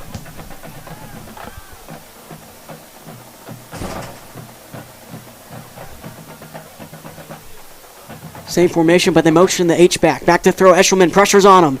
Decides to loft it way downfield. Tipped in the air. Tyson Kennedy almost picked it off, but it's incomplete. Yeah, 3rd down, 10 yards to go, and the Plainsmen are about to make their first stop defensively tonight. He almost had his 6th interception of the season. He has 5 right now, which is tied for 10th in a season by a Plainsman defender.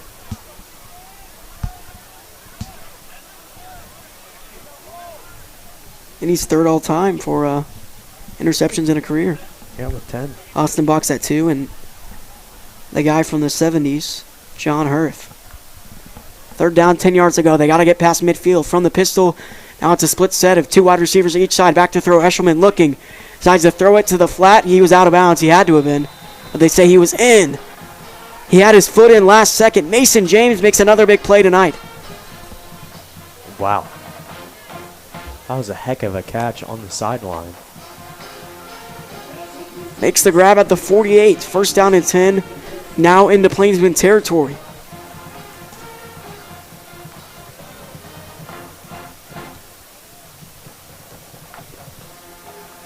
Motions over the H-back.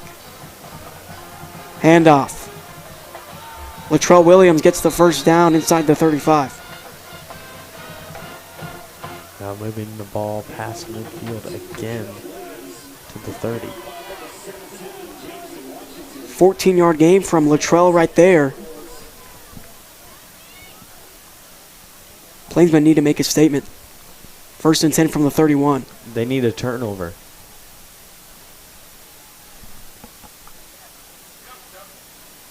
Here's Latrell once again to the 25 and down at the 23, no, the 24. An 8-yard gain on the play. Brings up second down and short. This Plainsman pressure has not been getting home so far tonight. I'd like to see them start getting home, get a couple of plays in the backfield, and try to slow down this Norman North rushing attack. They bring back out their starter, Will Lundquist, into the backfield.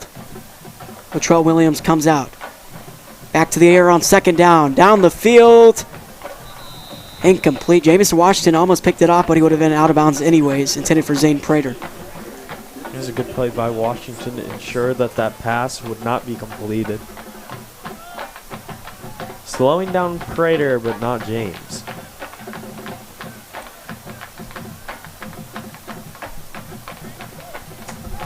There's another third down in this drive. Plainsmen have been stepping it up tonight. It's gone to third down twice so far. Let's see how they in this game. Let's see how they step up on third and short and try to get a stop. Up the middle. Crandall gets to the 6, but a flag down. This one is coming back.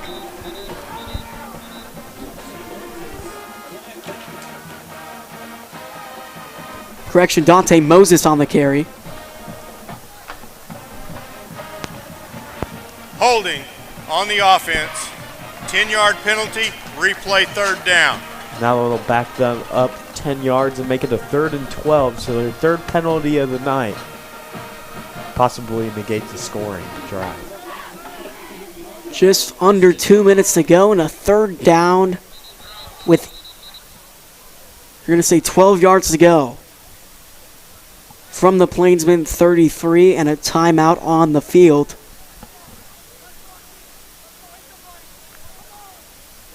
Let's take a look at this playoff bracket, Hayden. So going into the playoff bracket, looking at the first round right now, as it stands, number 4 Norman will play at home against Broken Arrow number 5. And heading at home, Norman North will be at home playing Edmond North, which is number 6. Norman North is number 3 in 6A1 at the moment. The other home team, Westmore, number 4 in 6A1, taking on Mustang, who's 2 and 4 and number 5. They play Memorial tonight, which is 1 and 5, for a chance at a berth. Keep in mind, these brackets can change as it goes along. And another locked in a game, obviously, Enid and Edmond Santa Fe.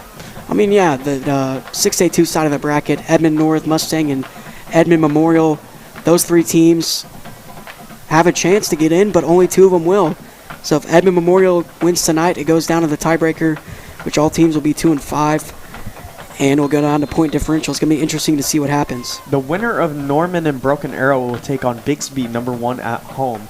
The winner of Norman North and Edmond North would take on Owasso. Westmore and Mustang, the winner of that would take on Union. And whoever wins the Enid Edmond Santa Fe game would take on Jinx. Third down and long from Norman North. Plainsmen have a chance to stop him. Deep shot.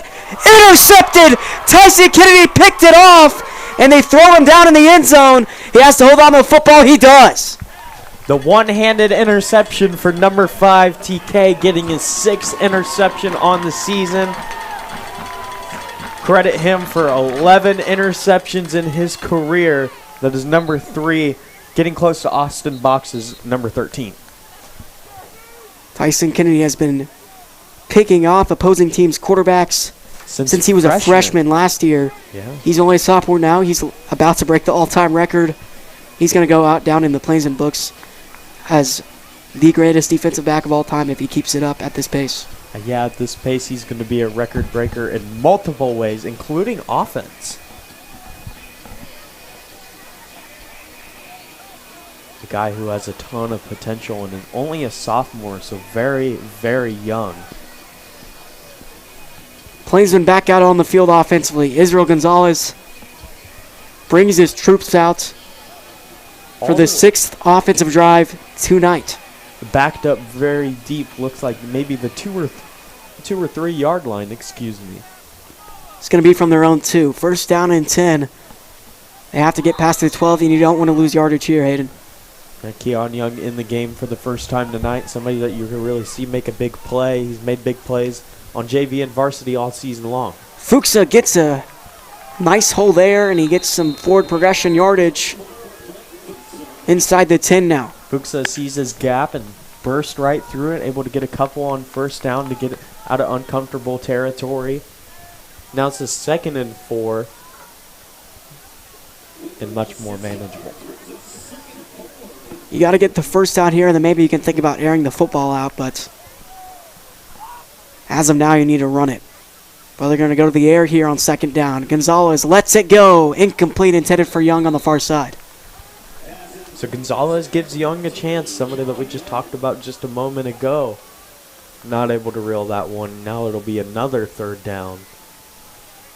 Camden Preacher on the coverage there for Norman North, and Bennett Percival coming into the game. Gonzalez is coming out. Percival has his gloves off as he was playing wide receiver earlier, so now he's going to take the snaps under center and lead this offense to hopefully a comeback victory. 8:53 to go here in the first half.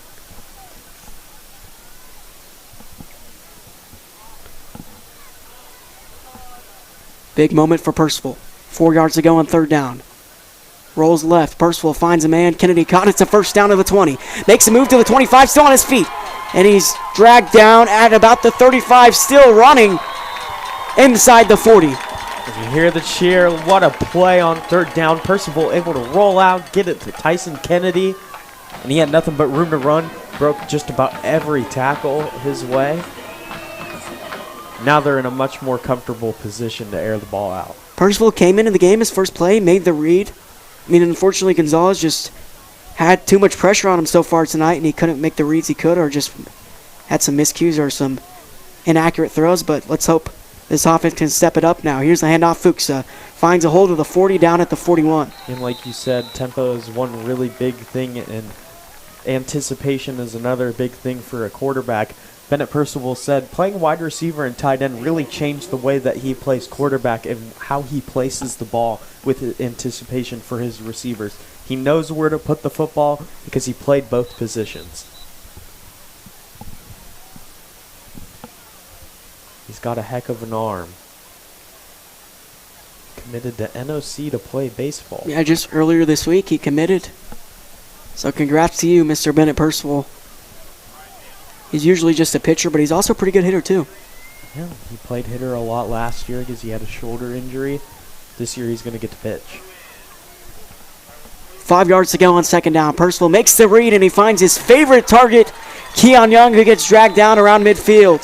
Yeah, favorite target might be an understatement. In the JV Bigsby game, they had 5 touchdowns together. They've got a little bit of chemistry. Shout out to the student section tonight for showing up. And they're cheering right now on the big screen. We see them, and you see it here on the broadcast. And it's blackout theme for the student section, a tradition here at Enid High School for every senior night as they do the fireworks at halftime. Senior night is always blackout night, like you said. Percival back to throw. Looks deep for Allen, incomplete. Looks like that was just a miscue.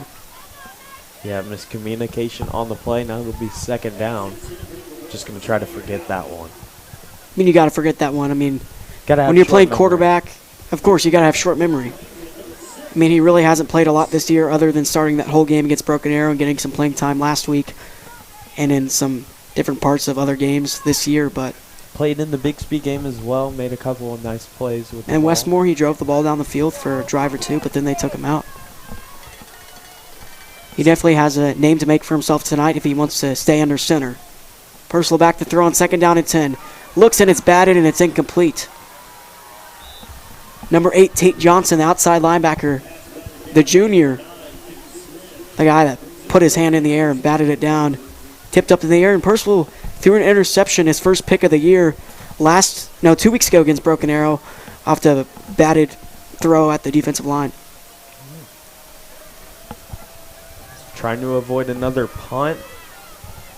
Now it's a 3rd and long. Percival going to try to make a play with his arm. Maybe they try to get it on the ground. See what he does. They're going to go to the air. Percival rolls left. Flips it up. Allen incomplete. It was tipped by the defensive back here on the near side at about the 45, and Allen had a chance, but he was just too far out of bounds. It's incomplete. Clock stops at 7:02 in the first half.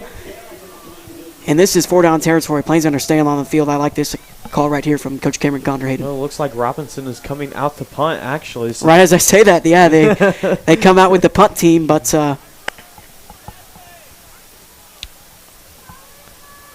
was that their 6th drive offensively? Yet to get on the scoreboard. Camera's pointed our way again.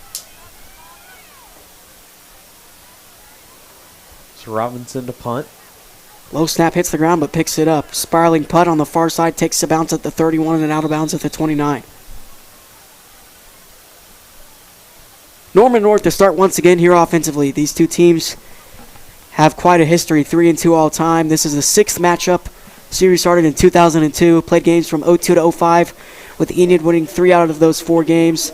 Series started back up last year against Norman North, and the T-Wolves won 52-32. Tried to mount a comeback late in the game. Unfortunately, we could not come back into that game. Eshelman comes back out at quarterback for Norman North. Trips to the right, 2 to the left. From around the 30, they find the slot wide receiver. Gets to midfield, out of bounds at the 46.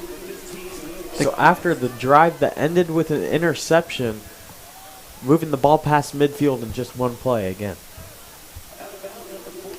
Lundquist with the reception there to get past midfield for Norman North. Now it's 1st and 10. Plainsmen yearning for a turnover on this drive again, or a stop at the very least. Eshelman gets it for the 2nd time in a row. He's down at the 39. Stock up in Pinate with the tackle there. 31 and 21. The numerals on their jerseys. Just a couple yards to go here on 2nd. Jesse Pinade really coming on in the scene for Enid in the secondary. One of the shortest players on the team, maybe the shortest, but he's had a huge impact on them in the secondary all season long. And he plays with heart, too. I mean, he's the most aggressive player on the field despite being the smallest, and you just got to love that about him. Here's a snap. It's a quarterback keeper. Eshelman is going to make it to the end zone, but there's a flag down. I'm guessing this is when he's getting called back, which would happen for the 2nd time tonight for Norman North, and it will. Gonna really love the effort on Pinade's part, and this one looks like it is indeed coming back on the hold. Holding on the offense. That's Norman North's 4th penalty of the night. So make that 4 penalties on their part. Only 2 penalties for Enid. So Enid playing the cleaner game, but the score does not say so. And it really hasn't been the case for the Plainsmen this year. Most of their games, it's been a lopsided penalty battle. But the Plainsmen doing great tonight. They just got to execute, and they got a chance in this game. Yeah, a lot of the time the time this season, Enid has really lost the penalty and turnover game. Tonight they're not, but unfortunately they are losing this game.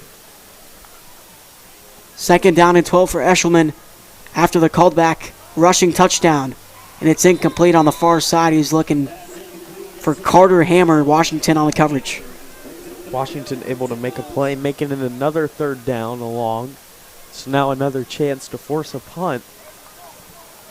So after 4 straight scoring drives, an interception negated a score on that drive. Now they have a chance to force a punt.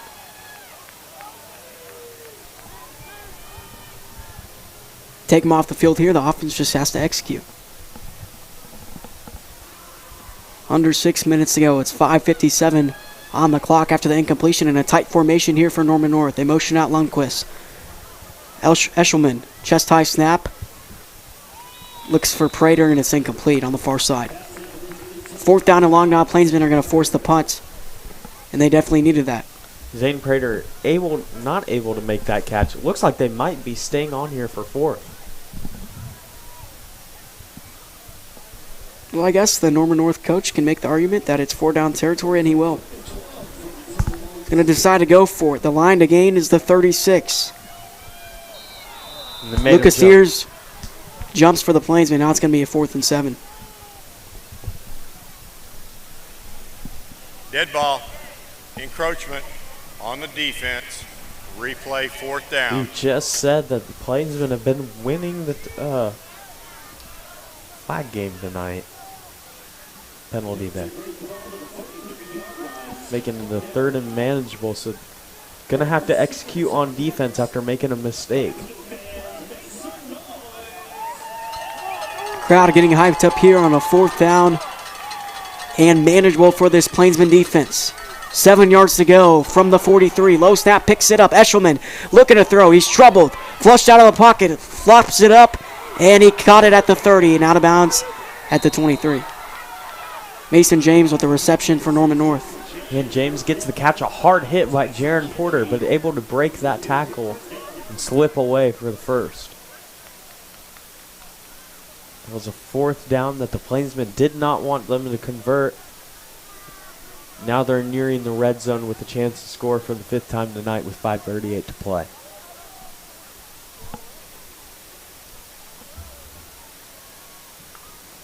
From the 22-yard line, Lundquist gets to the corner. He's into the end zone. Norman North now up by 5 scores. They've scored 5 consecutive touchdowns here in the first half. 33-0 the score. Crandall about to send up the extra points for the Timberwolves. 5 for 6 on offensive drives tonight. Looking to make it 34-0. Hold by Eshelman, kick is away, and it's split through the uprights. 34-0 the score here on senior night. 5:23 to go. And we're going to give you some quick score updates from around the state. Let's look at that Jinx and Bixby game, Hayden. It's a district championship tonight in 6A1 District 1. Last year, the Trojans stole it away at the Spartans' house. I mean, that game was really good. We watched the ending of it. Yeah, we were tuned into the ending after our game. Once we got finished, able to watch Jinx get an amazing win against Bixby. That was a moment that we'll never forget as well. Right now, tied up at 7. In the first quarter, it says 2 minutes to go. But I guess they did start at, 7:30 at Jinx every game. So yeah, may have started a little later. UConn at Edmond Santa Fe, 33-7 Santa Fe on top. Memorial at Mustang, another important one. Edmond Memorial on top, 21-14 in the second quarter.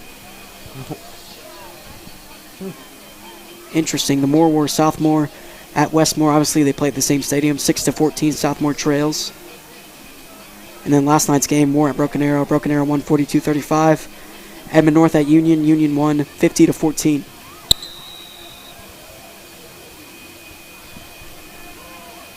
Crandall the kick again. This one's returnable for Aiden Iverson at the 5. Looks for a crease. Down at the 16. Plainsmen to start again offensively here. And Bennett Percival has been in the game at quarterback, and Andy Robinson in that huddle as well. So the 3 quarterbacks, let's see who comes out. It looks like Percival will. Showed a lot of promise on the last drive. I really liked what we saw from Bennett Percival. Able to get the ball out to his receivers to some success. Let's see if he can put together a complete drive now. We haven't really talked about it much, but Andy Robinson, he's healthy to play in tonight's game, but Coach Connor told us that he just doesn't really want to play Robinson a lot since he just came out of the injury reserve. Yeah, you don't really want to risk getting your star quarterback injured again after coming out of the concussion protocol for 6 weeks, which is a lot longer than normal for a concussion. You really want to play it safe with him. Left to right motion for Blaine Parks. Here's a give to Aiden Iverson. And he's knocked down for a 1-yard loss by the outside linebacker, Tate Johnson.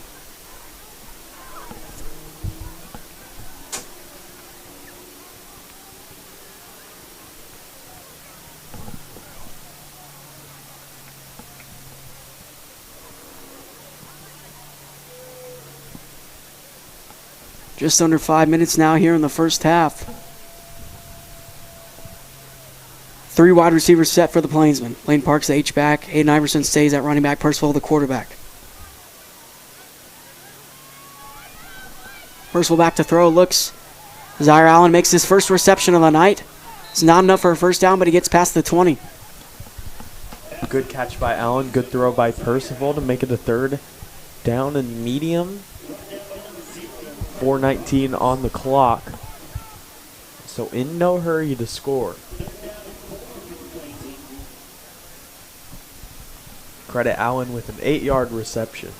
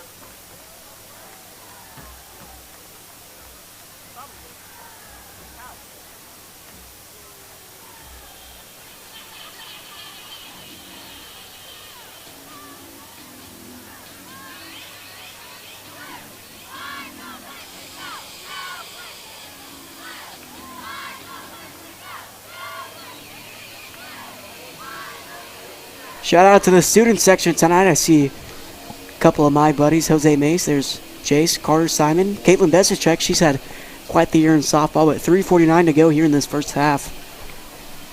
Plainsmen trail by 34, and they're looking to get on the board for the first time here. And they at least need a score, you know, in this first half, because got to go into halftime with a bit of momentum here. Hopefully this is the last drive of the first half, so let's see if the Plainsmen can control the clock. They talked about doing that, or at least Coach Connor did, coming into this game with Blake Fuchs and Aiden Iverson. Right now, Aiden Iverson in at running back. Shotgun formation, Blaine Parks, the H-back. 3 wide receivers set. Percival takes the snap, rolls right, looks, still surveying, decides to let it go, and it's caught. It's a first down. Tyson Kennedy's past the 30-yard line, down at the 31. What a play by Tyson Kennedy, Landon. Bennett Percival able to roll out to his left, get Tyson Kennedy wide open, able to get the first down. Now they're moving the chains once again with 3:30 to play. Looking to get the score before halftime, go in there with some momentum, come into the second half and try to mount the comeback. That moves the chains for a fresh set of downs to the right hash at the 31-yard line.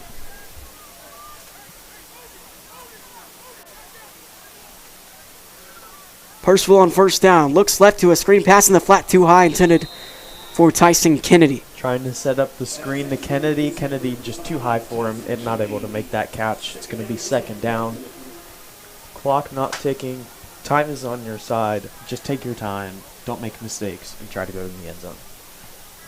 Well, it's only second down now, but once you get to third down, that's kind of more of a panic mode when you're this deep in your own territory at your own 31. Maybe not exactly panic mode, but maybe 4-down territory per se. Percival gets dropped for a sack on the play. The Division I prospect Garrison Utley gets the stop. He has offers from Oklahoma and Kansas, and his brother's committed to Kansas. The left tackle Harrison Utley is a senior this year, so he'll be there next fall. Yeah, just recently he got that OU offer. His brother well on his way to getting an offer too. Both are going big places, able to get Percival for the sack. Somebody else who has an Oklahoma offer for Norman North is Mason James, who has 3 touchdown receptions tonight for Norman North. Yeah. I mean, they kind of like to use him all around the field. They put him at Wildcats sometimes, at least they have in other games, just not so far yet tonight. Yeah, his touchdowns came all over the field tonight, all 3 of them coming in different places. Here's Kennedy, breaks the tackle, trying to get outside. It's not enough for the first down, but he's down at the 36. See if they go for it right here. They didn't do it last time when they had all right field position when they're already down by a couple scores, but it looks like the punt team is going to come out. Yeah, they set up Tyson Kennedy for the screen to try to maybe get the first down or get it closer to go for it on 4th in a manageable situation. He was able to make that happen and make it a lot closer on 4th, but they're electing to punt. They're going to stop the clock at 1:59.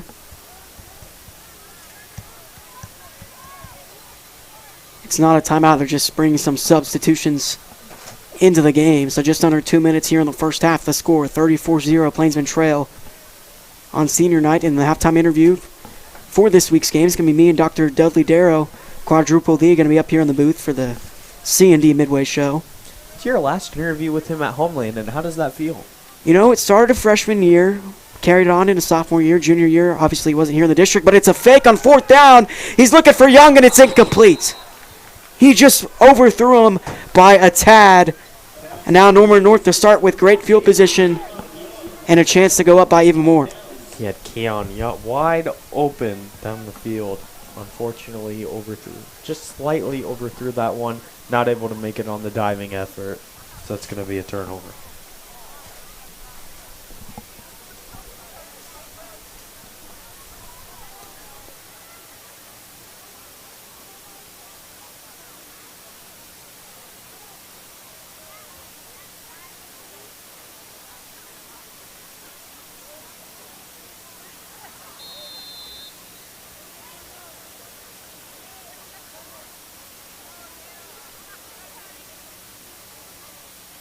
First down for Norman North here in Plainsman territory.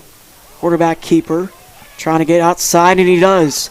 He gets the first down, and he's out of bounds at the 21, and a big hit by Jamison Washington, and there's the flag.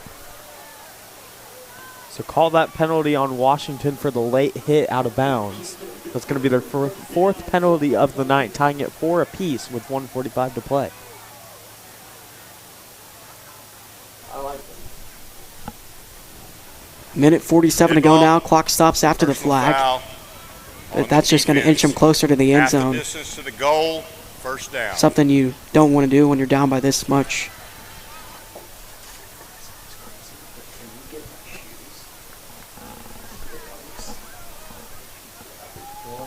Try to get a picture of the UNC.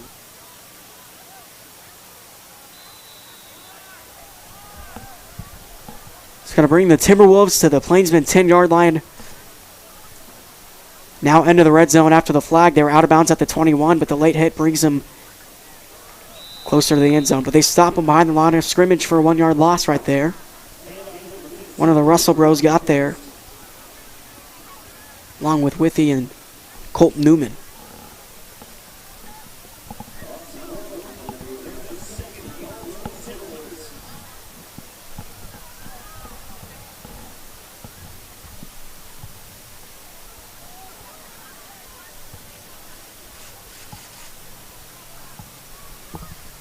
Time ticking down. A minute left in this first half of the senior night at home.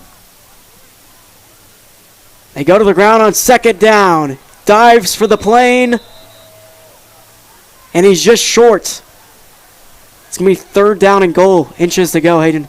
This would be a really clutch stop defensively. We've seen clutch stops in the goal line this year. And I think we just saw another, Landon. That's a turnover.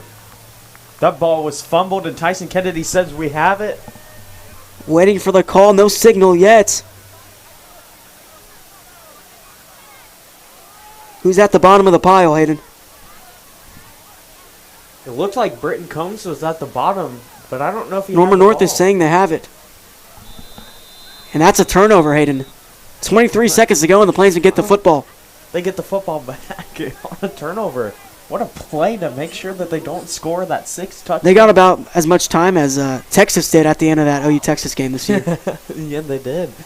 Not a fortunate amount of time, but hey, I'm not complaining. We talk about that. We talk about that a lot in that goal line stand that OU made against Texas. You know what we haven't talked about yet, Hayden?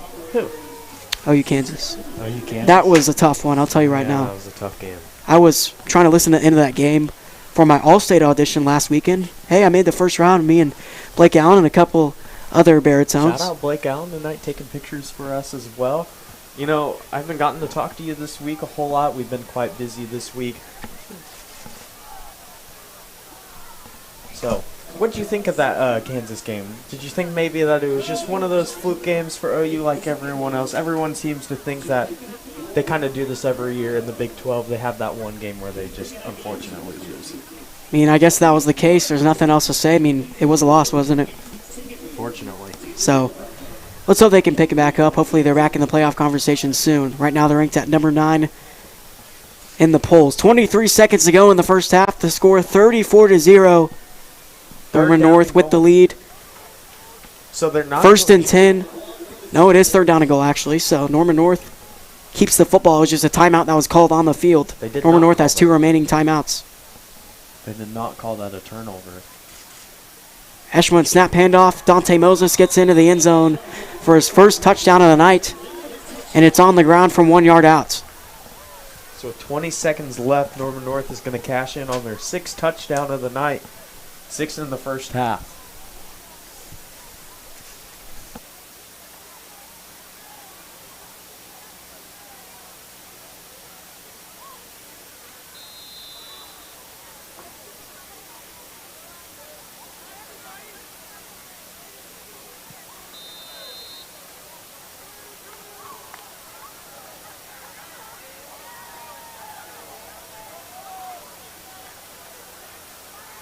PAT is good by Reese Crandall. 41-0 the score here in the first half with 21 seconds to go. See if the Plainsmen offense can make something happen. Maybe a miracle shot down the field with 20 seconds to go.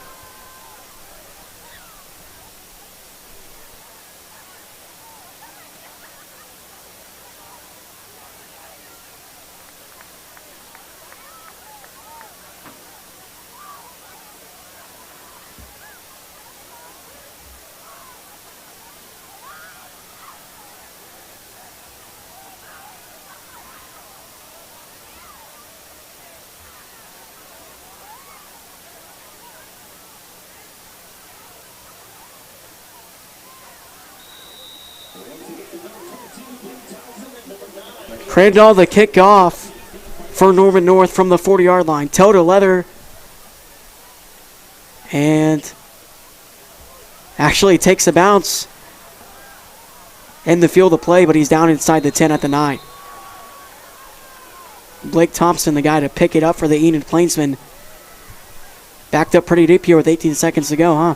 Yes, let's see what they can do here. Maybe they try to run something, try to see if they can break one off for a big gain to get points on the board before halftime. 18 seconds to go. Let's just see what they do. Some scores around the state. Edmond Memorial at Mustang tied up at 21 in the second quarter. That Bixby Jinx game still tied up at 7. They're knotted up with 12 minutes to go in the second quarter. It's always a good game between Jinx and Bixby. And now back to the field. It looks like Bennett Percival is coming back out at quarterback. Israel Gonzalez has not seen the field for quite some time tonight. Seems like maybe they just want to roll with Bennett for the rest of this game. You know, the senior quarterback, give him his moment, and he's going to take a knee. So we're going to half here. 41-0 the score at the end of the first half. I'm going to be having a halftime interview here soon with Dr. Dudley Darrow, the superintendent of Enid Public Schools, and the clock hits 0. Hayden, I mean, obviously not the first half you'd like to see, but what can they do in the second? I mean, I know they've had some great second half performances on the season. What can they do in this game in the second half? They're going to have to move the ball in the second half on offense. Let's just list out what their drives have been so far tonight. It's been a 3-and-out, a punt, a 3-and-out, a 3-and-out, a fourth down that they did not convert, so a turnover, a punt, and another turnover on the missed opportunity on the they had that fake punt there with A. Robinson. Yeah. His first throw in 6 weeks on the gridiron. Drops set incomplete. He was looking for Keon Young. So they're going to really have to execute on offense and start moving the ball if they're going to want to stay in this game. It's 41-0. You're going to have to score 6 times in the second half in order to win this one. the thing up next. Fireworks to start this halftime show. Folks, we'll be back. I'll be back soon. Hayden will be back later watching EPS TV.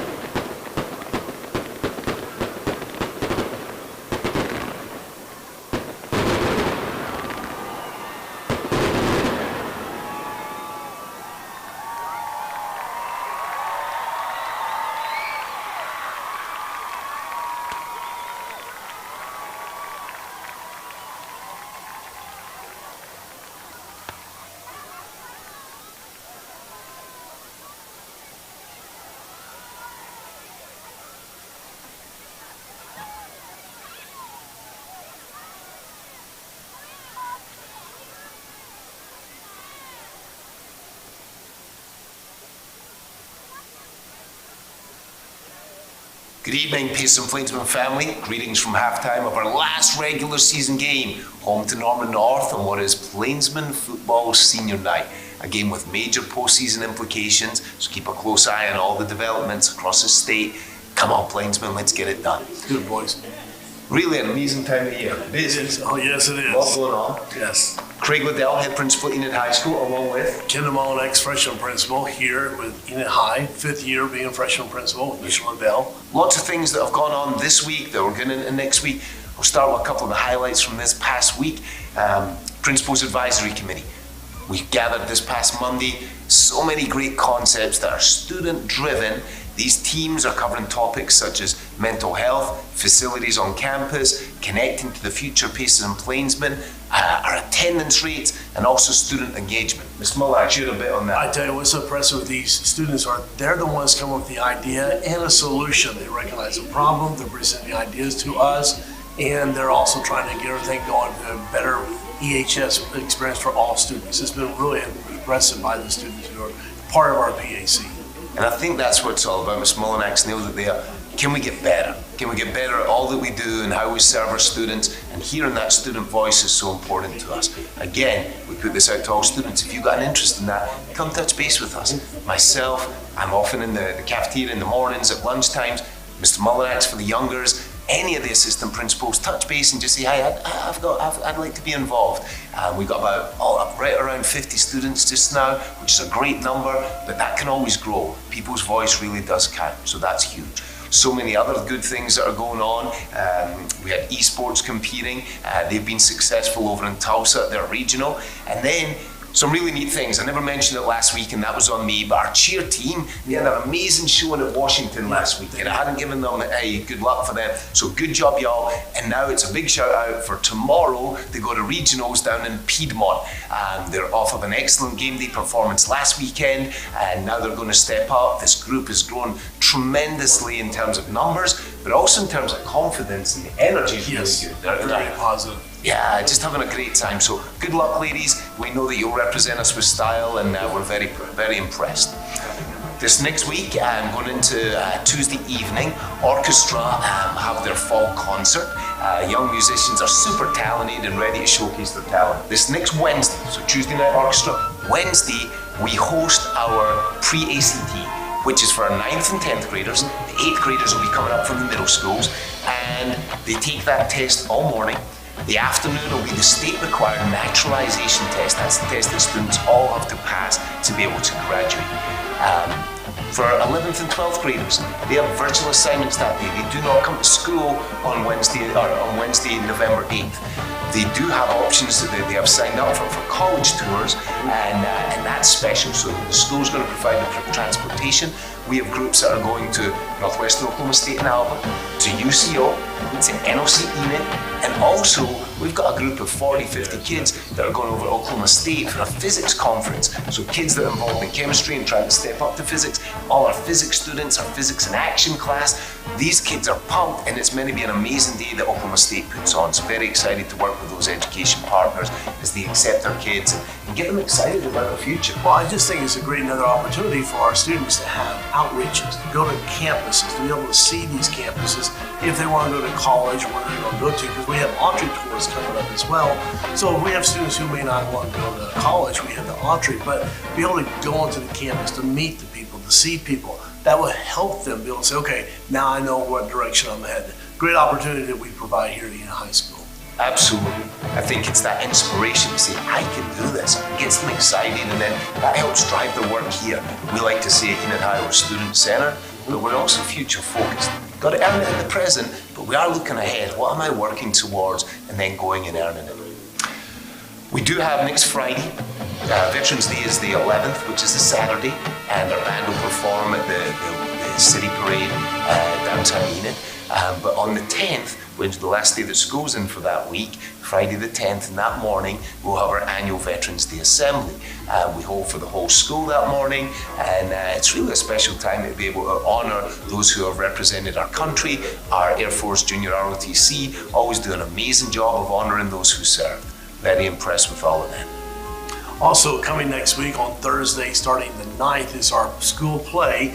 I believe it's held in the Black Box Theater called Rumors. And it's going to be a great time. I think there's 3 opportunities for us to go see that. If you get a chance, please come and support our drama and speech as they do the presentation of Rumors next week as well. Which is Thursday night, Friday, and Saturday. Yes, correct. Miss Uthia and the squad of students, they've worked so hard, these young actors and actresses. I'm so excited to come watch that. Always have the best time getting to do those pieces. You know, one thing about fall, all the leaves are changing to cool weather, everything's falling down, we're all getting ready for winter.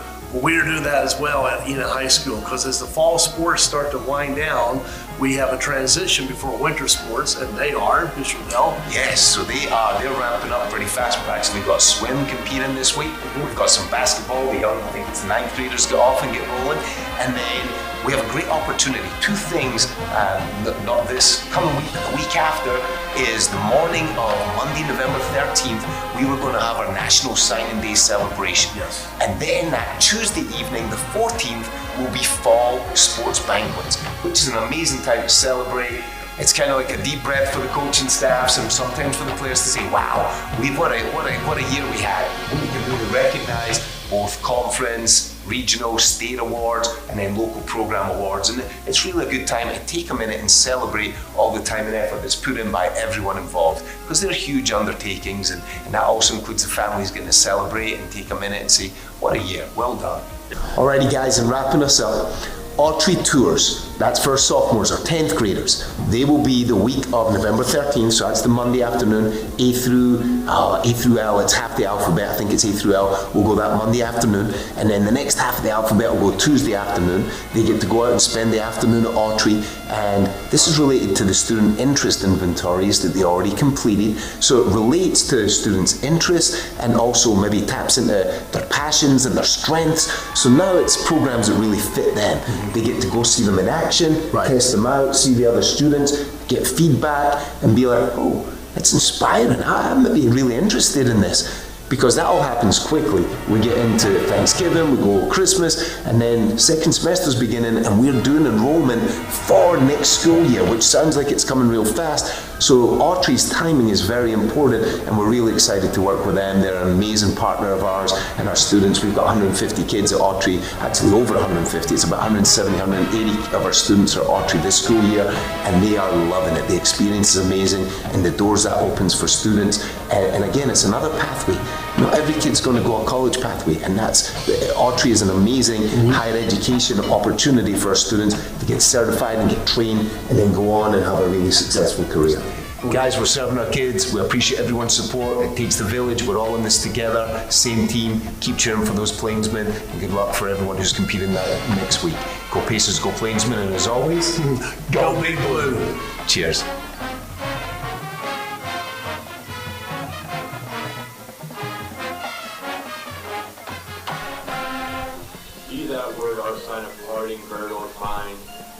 For the final time from Bruce Selby Stadium, Landon Collins alongside the Superintendent of Enid Public Schools, Dr. Dudley Darrow. Sir, I mean, wow, you go back 4 years. Yeah, it's been some good times.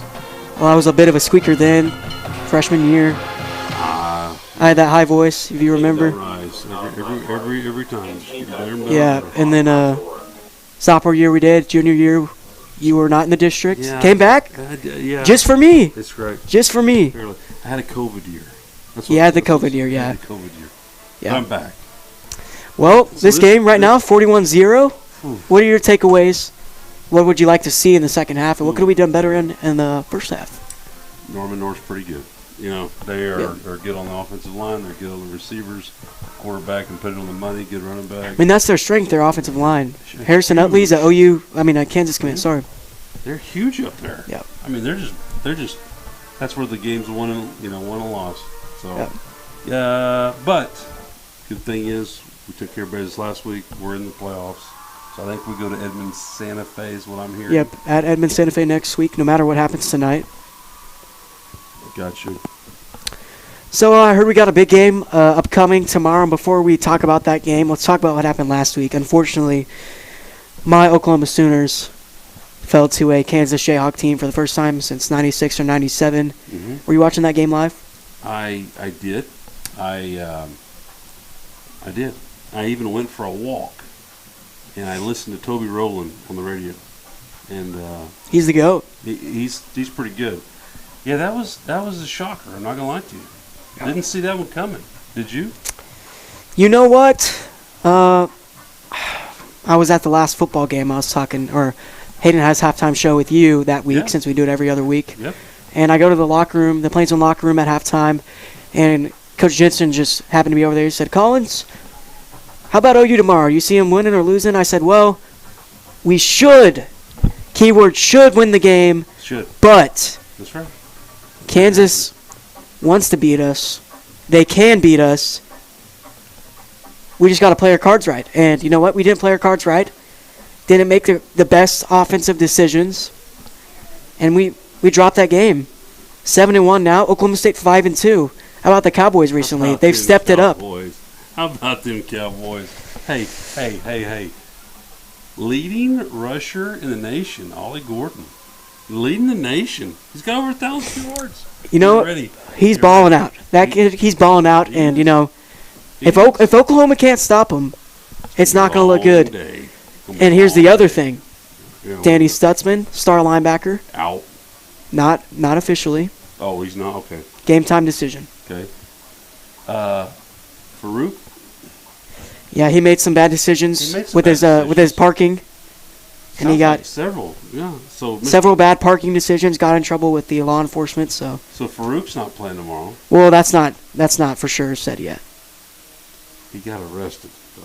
But I think it's being blown out of proportion a little bit. That's what I think. And another big player not playing, Tawi Walker, maybe. That's a game time decision. Still ankle or knee or whatever. Yeah, Walker and Stutzman, both game time decisions. I don't think Stutzman's going to play. I could see Walker playing because they're kind of leaning towards that. I may have asked Coach Venables some questions, but. Are you going? I was going to go, but I'm not going anymore. What about you? No, that's like $300 tickets. I don't have season tickets. Well, tomorrow I got to go down to Oklahoma City with my two lovely parents, and then we're going to go. I think we might see Kalina at Bricktown Brewery, watch the game there, and then head home. We're picking up a new car for them. Or no, we're picking up the car we have now. It's just getting fixed in the city. That's what it is, yeah. So tomorrow is November 4th, correct? Yeah. A week from tomorrow would be November 11th. Talk to me a little bit about. Hey. Hey, no, restart that. Okay, ready? Ooh! All-State. That was good. All-State. Yeah. Keep it going. I made the first round, folks. All-State and Inquire. Appreciate it. Yeah, seriously, proud of you. Made the first round. Second round is next Saturday, November the 11th at UCO, University of Central Oklahoma. So that's awesome. I'm looking to make the top 25 and the base one part. Well, I scored pretty well the first round, but did you? Yeah. Seriously, I'm being serious. I'm proud of you. Good luck with that. Appreciate it. Get it done. I'll be grinding. I've been grinding this week, and Mr. Johnson, Mark Johnson, BJ will be back. I just saw him a second ago. He cut his hair. I was like, dude, what the heck? His nickname's the Blonde Jesus. He needs a new nickname. Yeah. Am I right or? Now, didn't he just have a baby? Yeah, he did. And that Maverick. See, that caused him to shave his head. Maybe, I don't know. Yeah. Maybe I should blame Dallas and Audrey for my hair or lack of. Yeah. Maybe. That would be a funny one. He played a bit last week, huh? Dallas got a couple plays. Yeah. Got a couple plays. That's proud of him. I'm proud of all those kids. I'm proud of every one of them. Because I tell you what, it takes a lot of guts to go out there and play week in, week out. And some days it goes your way, some days it doesn't. And just to have the internal fortitude to get up out of bed and get the weights on time and go practice and go play. There's no, 6A football is tough. There's week in, week out for sure. Absolutely. If you put Southmore, the team at the bottom of 6A1 as a whole right now, a winless team. UConn has 1 win, so they're above them. Okay. Winless team Southmore. You bring them down to 5A, that team is going to make the playoffs. No doubt. It's just such a big jump from 5A to 6A. Yeah. And say Carl Albert, okay. How good do you think they'd be in 6A1? Obviously, they got a better team this year than previous years with, 3 OU commits, 4 maybe, something like that. Yeah. But yeah, Carl Albert's a good school. Mr. McKinney's down there. Is he the teacher? Is he the teacher of the game? Teacher of the game, Mr. Damon McKinney. Oh my goodness! He's got moves. Bust a move. He's a cartwheel. Oh my goodness! All right, that is not. If something happens, workman's comp is not covering that. I'm just going to go on the record. A crowd like that one, though, that's for sure. If he twists his ankle or Mr. McKinney, that would not be covered on workman's comp. Now, Mr. McKinney came to us many years ago and has taught English and yearbook and all kinds of stuff. He's an outstanding teacher and a great human being. His wife, Mrs. Amy McKinney, teaches special ed for us. They're just great people. Good people. Well, Plainsmen have come out of the gates to start this second half. Right now they're warming up, but all we can hope for now is just see them move the ball and get some stops defensively and just get warmed up for this next round. I mean, they're already locked in to play. Aiden Robinson warming up right now at midfield. He just threw that ball you saw, but let's see if he can maybe get some playing time. He's back after 6-week concussion protocol. I did see him punting tonight, which was good. He had a couple good punts. Don't like punting, obviously, because that means we didn't get a first down. But just for him to be back in the game, it's great to see. Especially when you're this late in the regular season, you're about to make the jump to the postseason. Yeah. So I think the question is, would they go with him next week? I mean, maybe give him some time. In this game, we asked Coach Connor. He didn't really want to comment. Obviously, a coach wouldn't want to say that, but to some media guys like me and Hayden. But, but it's going to be interesting, that's for sure. No, for sure. And, like I said, next week we get in, we get to go to Santa Fe. You never know. You never know what can happen in any given week. So it just boils down to, what Enid team comes out that night and what Edmond Santa Fe team comes out that night. This Norman North squad that we're playing here at the Selby in tonight's matchup almost dropped on to UConn, who's at the bottom of the 2nd District in 6A1. So it really just matters of what team comes out to start that game. No, you're right. That's why they play the game. That's something Coach Connor really tries to preach to us week in and week out, to me and Hayden at least, but he's not wrong. Hey, we had a professional development today. You did. I had no school, but I no school. How did you enjoy that? Well, I started out, went out to eat with some of my senior friends to remember the past 4 years, I guess. Okay. And then I prepped for El Patio. Okay, I like El Patio. It's a classic for me. What'd you eat? I got 2 fajita chicken enchiladas and then 1 steak. That sounds good. It was good. I'll tell you that. When you get old, you got to be careful what you eat. Yeah. So I'm living through you right now. Yeah. You guys talk about eating. And I'm glad you are. And all these things, I can't do it anymore. I wish I could. Okay, so you went to eat to El Patio, then what else? And then I went on go home and what's up, Hayden? And then Hayden's back. I got ready I prepped for the rest of the game, got some more notes together. I did pretty much half last night and then half today. And then when the time that was over, I took a shower, headed over to the game here that we have tonight, and called the game up to this point. Now we're here. What about you? How was it for you? I had a PD day, professional development day. I was backed up in meetings all day long. But I want to say this before we get out of here. I will be there next week. Okay, so we'll keep it going next week. But also a week from today is also a week from tomorrow. Actually, is Veterans Day. And so we're going to have all of our Veterans Day assemblies next Friday at all of our schools. And then we'll have that Veterans Day parade with the band that Saturday, the 11th, when you're down there making all state. So that's something pretty cool. Especially being a military town, very patriotic town here. And that's something that, we often take for granted is our outstanding military force. So really looking forward to recognizing those guys, or all of our veterans, and love watching our kids have those programs too. So. For sure. Thank you to all the veterans out there. Absolutely. Well, Hayden, hey, once you come, maybe and I'll keep you posted on Bedlam tomorrow. Oh yeah, for sure. Maybe text my mom. She'll talk. Yeah. Talk through her to me. You gonna have any raised blood pressure or anything? If it goes good or goes bad? I mean. We'll see. We'll see. Hey. Pretty cool, man. Maybe for the last time. Hey. Well, for the last time here. Yeah. We got basketball. Yeah. Hayden, good seeing you, bud. You guys keep up the good work. Appreciate everything you guys do. Second half underway. Norman North picks it up from inside the 20. It's Pratchett to the 30. Gets outside to the 40. Into Plainsmen territory. Out of bounds inside the 40. And a flag down at the 44.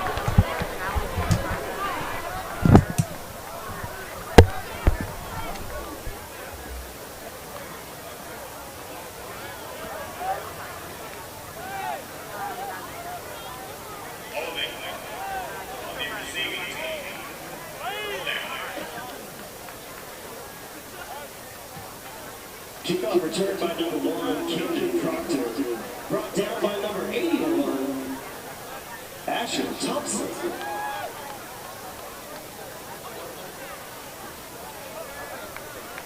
Penalty brings the ball back to the 34-yard line. First and 10, Timberwolves.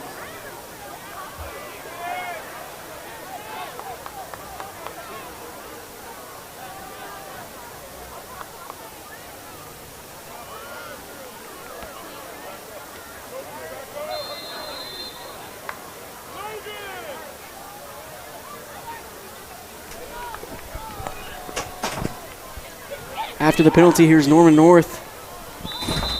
It's Lundquist, gets down to the 41.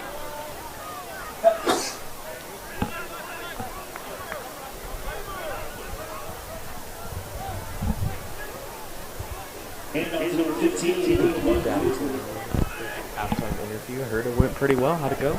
It went pretty well. It talked about, Bedlam this game and some other things that have gone on and that will be happening around here in Enid. He's a second down throw, gets the first down to the 50-yard line. Reception by the running back, Lundquist. It's a great fireworks show at halftime, and the teacher of the game was announced there. David McKinney winning it. Shout out Mr. McKinney, one of my favorite teachers, one of my favorite people. You saw him dancing out there. Did you see that? He busted a couple moves. It was real impressive. A guy who I have in digital arts and journalism. One of my favorites at EHS. After the first down from Lundquist, Norman North moves the chains for a fresh set of downs. It's a quarterback run play here from Eshelman down to the 44.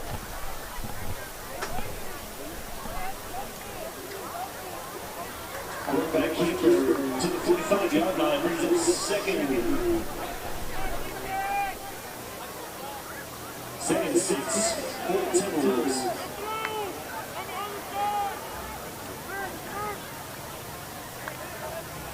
Second down for the Timberwolves. Lundquist again tries to hit the hole at the 40, but he's just short of the first down marker.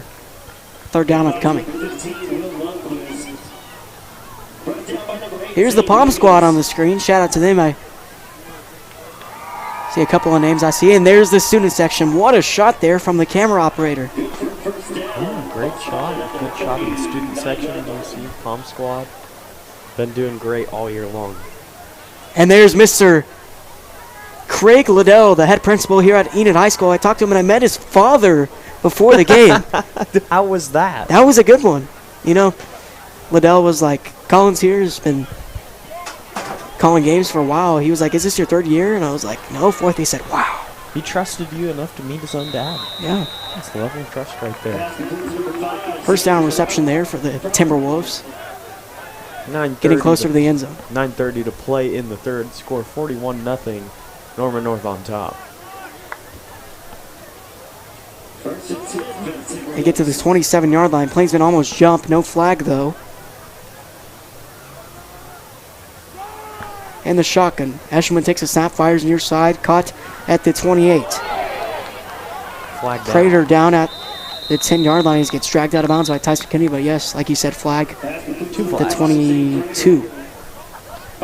2 flags on the field, so let's see what the call is.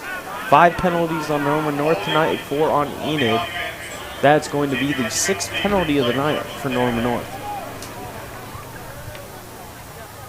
And they've held a lot. They've had big plays down the field where they tend to hold the Plainsman defense. 2 of them were called back. That were touchdowns in the first half. A couple other of them were just big chunk plays. Penalty brings the ball back to the 32-yard line. First and 15 for the Timberwolves. First and 15 for Norman North from the Plainsman 32. 8:43 to go here in the third. They motion over the H-back. Hand off right side. Lundquist, 25. Out of bounds at the 21. Tackle by Penate for the Enid Plainsmen. Penate with a nice tackle there. Unfortunately, they got the first, near the first down. It's going to be a second and short. Norman North are looking to cash it in on their 7th of the night.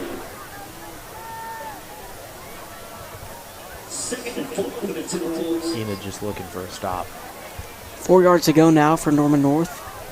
at the Plainsman 21-yard line now, just a yard shy of the red zone. Line to gains is 17. They move over the running back, Lundquist. Back to throw. Eshelman looks over the middle in the end zone. Mason James gets his 4th touchdown reception of the night. What a catch and what a throw on the play. Threw it straight over Tyson Kennedy's head. Didn't give him a chance to get that interception. That was elite ball placement by Owen Eshelman. Unfortunately, it was another Norman North touchdown, but there is a reason why. Mason James has just gotten an offer to play at the University of Oklahoma. Adding to his resume. Only a sophomore. Electing to go for 2, so trying to make it an even 49-0. Kind of what do I do in Retro Bowl if I don't get that extra point or 2 point? Coachman on the defense. We have half the distance to the goal. 7:51 to go in the third. So they're going to go for the extra point. My Retro Bowl team would not agree with this decision, Lander. That's too bad, Mr. Retro Bowl team owner Hayden. PAT is good. 48-0. The score here in the third quarter. 7:51 to go. Both teams have 3 timeouts. And now the Plainsmen have their first offensive drive of the second half. See who comes in at quarterback and let's see what they can do. After not scoring a single time in the first half, riddled by punts and turnovers, 3 and outs. See if they can get something going in the second half and put points on the board. Their first drive was a 3 and out. The next one was a punt. Third was a 3 and out, along with the 4th. Then the 5th was a 4th down that they did not convert. The 6th was a punt. And the last one of the first half was a turnover. They were in punt formation, and Aiden Robinson just couldn't complete the pass.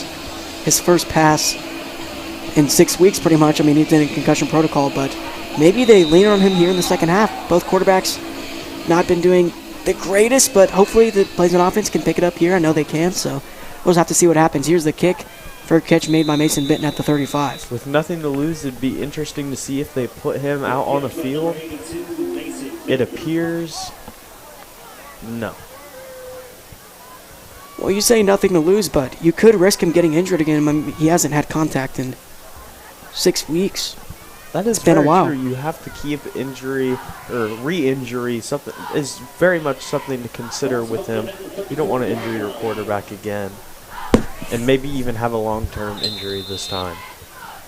Here's Israel Gonzalez to start the second half for the Plainsmen from the 35. It's their own 35. Back to throw. Gonzalez steps up immediately, and he's sacked on the first play of the second half offensively for the Plainsmen. That was number 9, Finn Smith with the sack. Gonzalez just had nowhere to go with the ball and tried to take it himself and was met behind the line of scrimmage for a sack.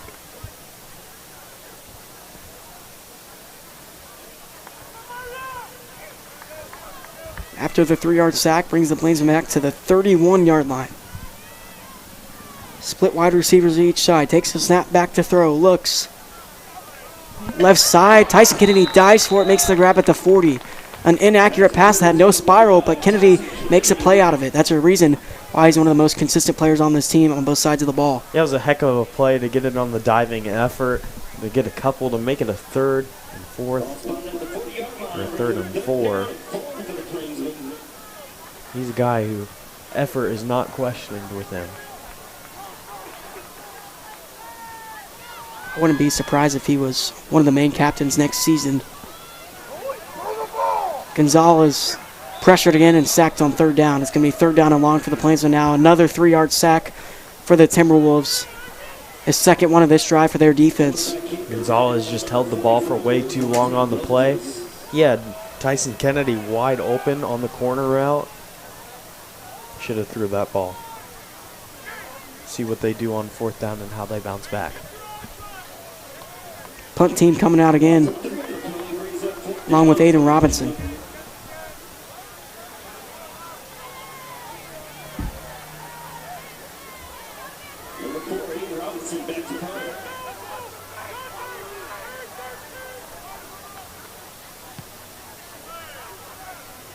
Takes a bounce inside the 40, taking more. Plainsman bounces. Picked up by Zane Wiggins at the 18. From the left hash is where the Norman North Timberwolves are going to start this drive. Their second of the second half. 5:39 to go here in the third quarter. Yeah, speaking of Zane Wiggins, he had quite a few big plays last week against Southmore, didn't he? I believe he had that sack. If not, it was one of the Russells who had the sack on Cruz Campbell to end the half. I believe he's had a touchdown this year as well. Yeah, I think it was Zane Wiggins. Let's see if this Plainsman defense can shut down Mason James from here on out. Brady Bierschmidt has been guarding him pretty much the whole game, but hopefully, they can step it up right here.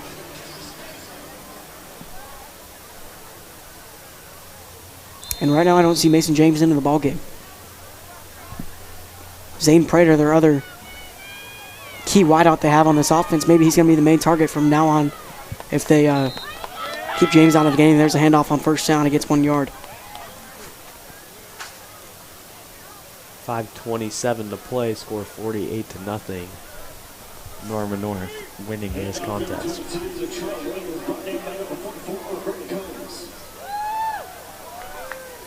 Britton Combs with the tackle. He had a special teams touchdown last week in his first of his career. He's been a starter for 3 years now. And he inches closer to that all-time tackling record for the Plainsmen. Here's the pass on second down. And he gets a drop down at the 25. A couple of Plainsmen get there. Britton Combs coming out of the game now.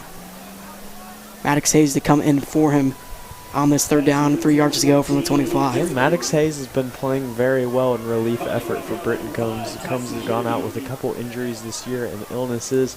Maddox Hayes came in, made plays, filled the role nicely.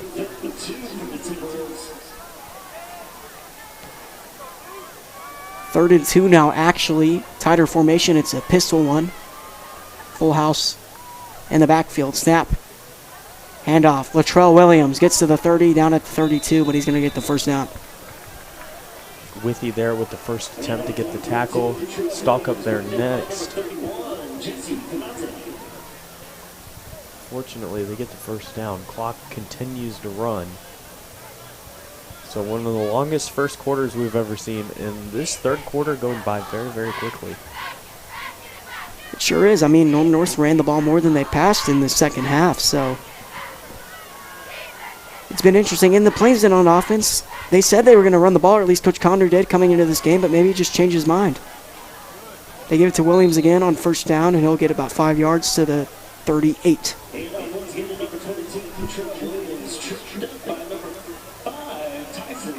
Kennedy there to get him for the low shoestring tackle. This will be a second down and 5.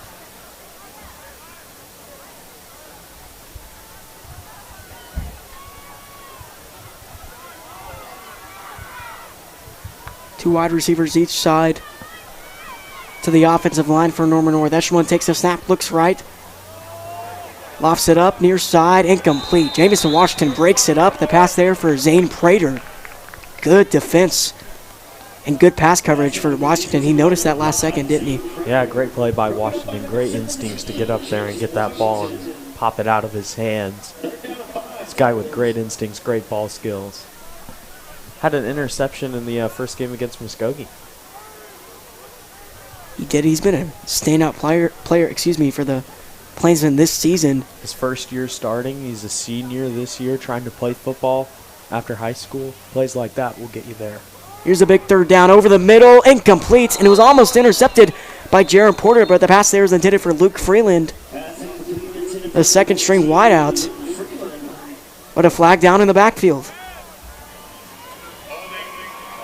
Holding on the offense. 7th penalty on the night for Norman North. That's going to back him up and make it a 3rd and long, so they're going to get to retry it. 10-yard penalty against the Timberwolves brings it up to a 3rd down and 15. The line to gains the 42-yard line.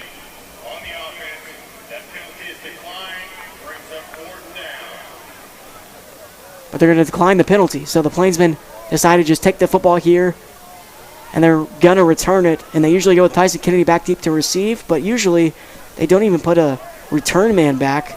But right now they're going to put Blake Thompson, guy who's had a couple of return touchdowns on kickoffs and punts in the JV side of things. He's got speed. He's got speed. He's only a sophomore. He's about 6 foot, 155 pounds. So see how much of the shiftiness he can use right here. Crandall, high, spiraling punt.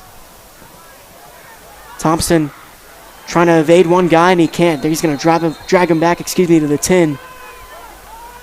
But the forward progression says he's past the 15, inside the 20. Plains going to start once again offensively. Tyler Gamble leading his offense out. See what they can do here with under 3 minutes to go in the third. Score is 48-0 after the punt. This is the first time Norman North has had to punt tonight, and the second time they have not scored on an offensive drive, with the other one being an interception by Tyson Gamble. I mean, we said we needed to see them get stops coming into the second half, and there you go. They got the stop they needed. Yes, the score might be 48-0, but it's just, from now on out, it's a mind game. They need to play the best within themselves going into the first round of the playoffs next week. Try to make as little mistakes as you can. You're absolutely right. Low snap. Gonzalez picks it up. Pressure's on him. And he gets sacked. It's a 1 yard loss on the play down to the 19.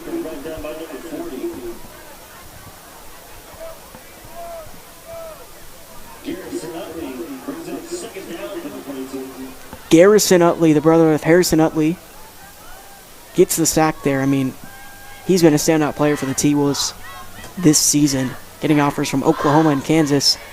Maybe he goes on and plays next fall with his brother in Lawrence.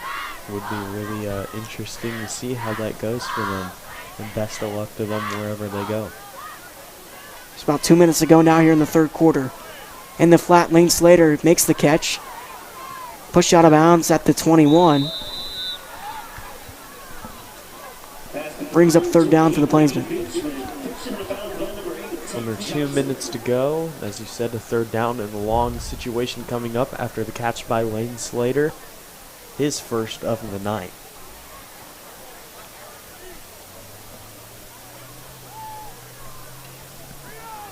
Because where things are right now, Norman North is looking to bring this series to the 500 mark. Right now it's a 3-2 all-time record, but Norman North, once they take this one, it's going to be 3-3 all-time. Trying to make their home and away record an even 4-1 apiece.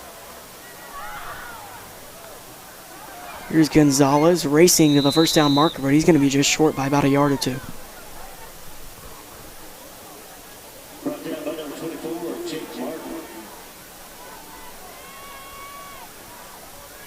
They're going to say 2 yards to go from their own 28, and it looks like the offense is going to stay on the field here. Bringing in some substitutions. And Percival comes on the field. He has his gloves on, so don't be tricked or fooled out there, guys. He's going to be playing either H-back or tight end for the Plainsmen here. Would be interesting to maybe see a trick play. It would be, yeah. It would be kind of interesting to see him throw that ball. I know a lot of the times they actually do just keep their gloves on to try to fool him. Snap, pitch, Fuchsa needs to get to the perimeter, and he can. It's actually about a 5 yard loss in the play. Norman North to start inside the 25 for a fresh set of downs. So the Plainsman defense got the stop that they needed and their first stop of the night. But the offense can't execute offensively, unfortunately, but so the defense can get another stop here, Hayden. Yeah, let's hope that they can get a stop here and get their offense another chance to score. Clock ticking, under 45 seconds to go in this third. So heading into the fourth, is offense just going to need to gain some momentum for next week. We'll start from the 24-yard line. Latrell Williams is the running back into the game for the Norman North Timberwolves. Eshelman back to throw a deep shot down the field on first down. It's batted and it's knocked down. Incomplete. Tristan Baumfleck almost had an interception. And the intended wide receiver was Luke Freeland. Yeah, great coverage by Baumfleck, the young, new guy, starting a couple games this year, gotten a lot of time. Has a depth player. Great pass breakup on his part. Clock stops at 24 seconds. We're edging down to the end of the third quarter here. Takes a snap, and here's the give to Williams. Fights forward for extra yardage. Third down upcoming. Clock running now at 13 seconds. Most likely just going to let the third quarter expire and take this third into the fourth. Both teams to walk to their designated sidelines to end the third quarter. Folks, hold your fours up. Fourth quarter is upcoming. The score 48-0 here on senior night. Plainsmen have been shut out so far. Hopefully they can just get some points on the board in this game and their final home appearance. Let's hope that they can get some points on the board on offense just to get some momentum coming into the next week. Get some points at home for these seniors. See what happens in the fourth. You're watching EPS television. Here's a look at the Plainsmen schedule so far this year. I mean, right now we're week 10, but week 0 starts out August 25th at Muskogee. They lost 49-27. At Ponca City, for the last time, they beat the Wildcats 29-27 in week 1. Week 2, they get the bye. Week 3, they come back. They play at home for the first time against Edmond North. They lose 42-27. So at this point, they're 1-2. Then they play Jinx at home. They lose 45-0. And then they go on the road at Moore. Israel Gonzalez takes the start, and he wins 49-42. At Bixby, they lose 79-7. And then the next week at Westmore, 42-20. Broken Arrow back at home. They lose 45-24. And then last week, they beat Southmore on the road, 46-28, and a great game from the Plainsmen. And right here tonight, we're at Norman North, where they're losing 48-0, as you know. Next week, first round of the playoffs, the 6th seed Enid Plainsmen face off against the 3rd seed Edmond Santa Fe Wolves. 7 o'clock kickoff. That's next Friday night. I'm pumped for that one, Hayden. Are you? Man, I'm really pumped to see us try to take on Edmond Santa Fe. It is a very winnable game. Eshelman on third down finds an open receiver, and they get the first down inside the 15 to about the 10.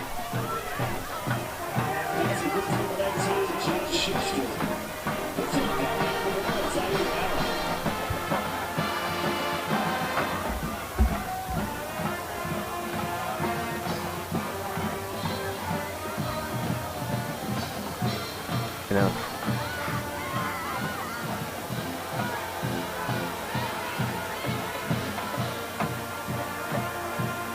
Hayden, you love to see the support from these Enid fans this late into the game. Despite us trailing, they got smiles on their face, and you love to see it here. Yeah, you see all smiles over on the sideline for Enid. It's good to see. The band is rocking out like usual. There's the handoff to Williams, gets the 5. You see the Palm and Cheer squads throwing up shirts to anybody who wants one. Here's the Palm squad making some noise, getting put on the Jumbotron and the live stream once again. And here is the student section. Blackout team tonight, as we've said before. People showing up and being proud. Pretty good student section turnout tonight. Back to the field now, second down. Eshelman, handoff. Williams, touchdown, his first one of the night. Norman North goes up by even more here in the fourth quarter with 10:52 to go. 8 touchdowns tonight for Norman North.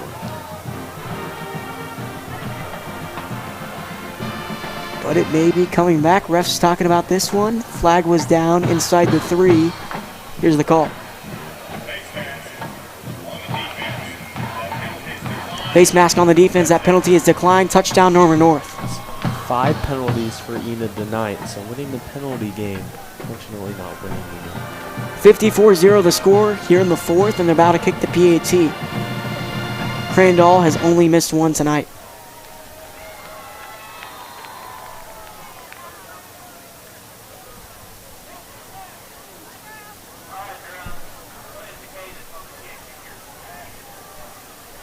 Snap. Eshelman holds the ball. Crandall kicks it up through the uprights once again tonight. 55-0 the score here on senior night. Hayden, a couple of festivities going on, obviously the pregame stuff, but let's talk about those fireworks from earlier. Man, those fireworks were beautiful if you were out there. We walked out there just briefly and we got to see it going off. It was amazing. Completely blacked out here.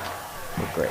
You know, I've been asked, Landon, are you sad at all? And really, I'm just taking it in. I'm having a good night tonight. Yeah, I'm having a really I mean, it's never a bad time whenever you're having high school football Friday night lights. Absolutely. It's been a great night. A lot of festivities here. It's been a night to remember. Going to take a look at some scores around the state as it loads up here on my cellular device, Hayden. All right, here we go. The most important one. Where is it at? It's not showing up. Okay, we're just going to say Edmond Memorial at Mustang. 24-21. Memorial leads. And folks, if they win that game, it goes down to point differential, since North, Memorial, and Mustang will all be 2-5 in district play in the second district of 6A1.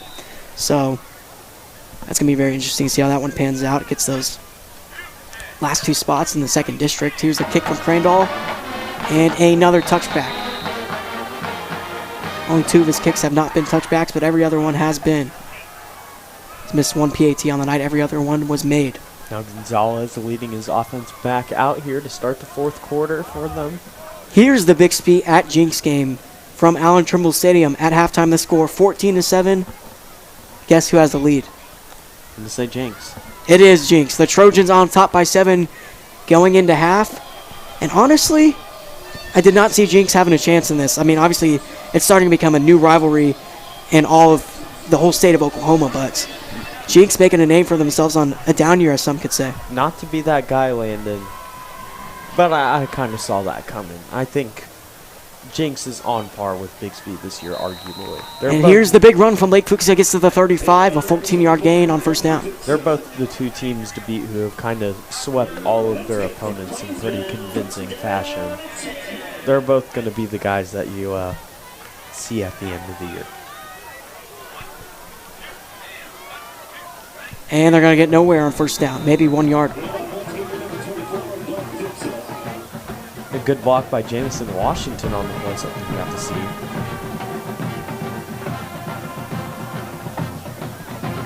see. Maybe they air the ball out here a little bit.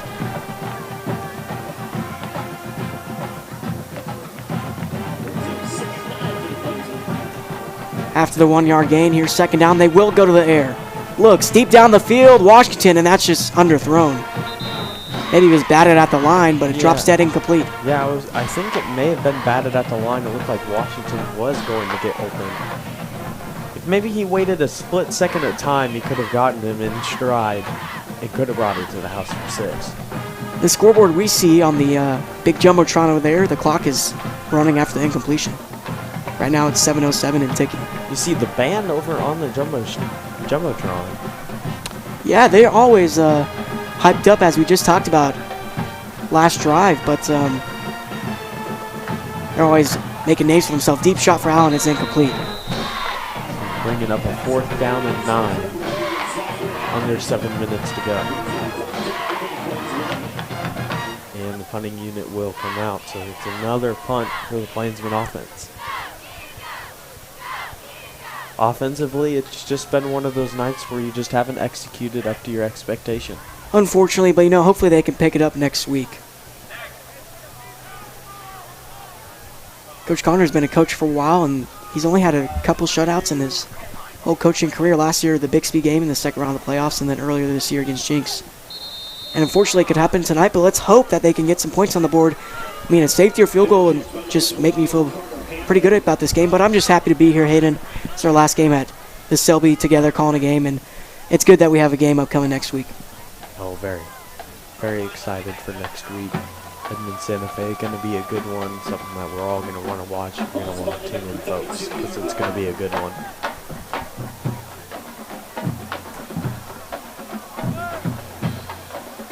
Norman North to start from the left hash at the 32-yard line, from their own 32-yard line. For a new set of downs, first down and 10, the line to gains the 42.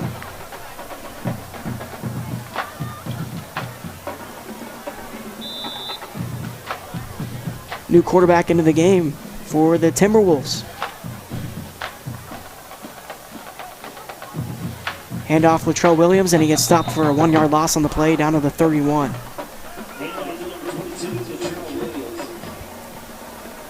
Hayden Hockenberry, the quarterback right now for Norman North.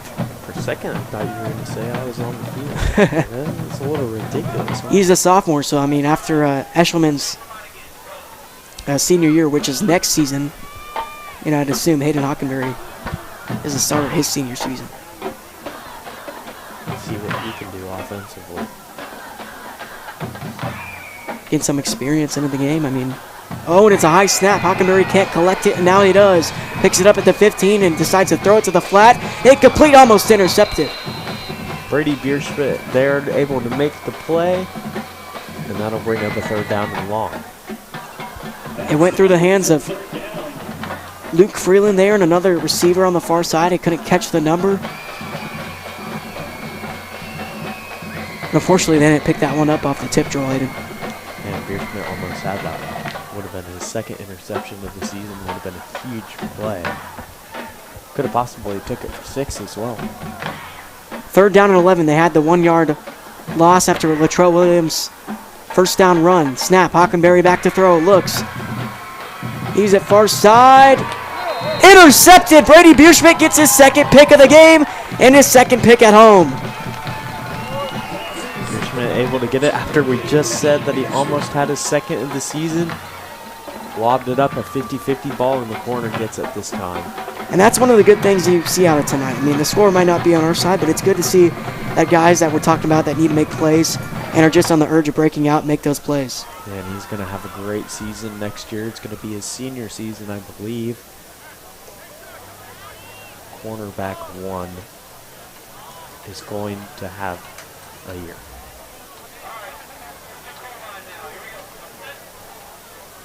Plainsmen to start in Norman North territory now from the left hash for 1st down and 10 at the 47-yard line. Bennett Percival marches onto the field, the last man to come onto the field. And he's going to be under center taking snaps now. Chance to get on the scoreboard. Let's hope they do it right here. So they give Gonzalez some time to open it up, but with about 3 minutes to go, they're going to give Percival the shot. Throw it to middle, set far side, and he's down at the 42. You know, it seems to be the case that whenever Israel Gonzalez is in the game at quarterback and he fails to drive the ball down the field and they bring Percival in, he can drive the ball down the field. And you can make the argument that Bennett Percival, he doesn't have anything to lose, you know. If he's playing 2nd string quarterback and he's not playing well enough, they take him out, he might think, oh well, okay, that's fine. I can just go back to playing wide receiver. Absolutely. There's nothing to lose for him, and with no fear can come a lot of success. Here's him, he rolls right, looking for Jamison Washington, incomplete. Bit of an inaccurate pass there on the near sideline. Washington just pushes the defender over to ensure that he does not get a turnover. 3rd down upcoming for the Plainsmen. Yeah. 7 yards to go after that incompletion. Clock is at 8:14. Yeah, just a couple minutes ago it said the clock was under 3 minutes to go. I was like, man, this 4th quarter went by quick. They were running the clock at 1 point.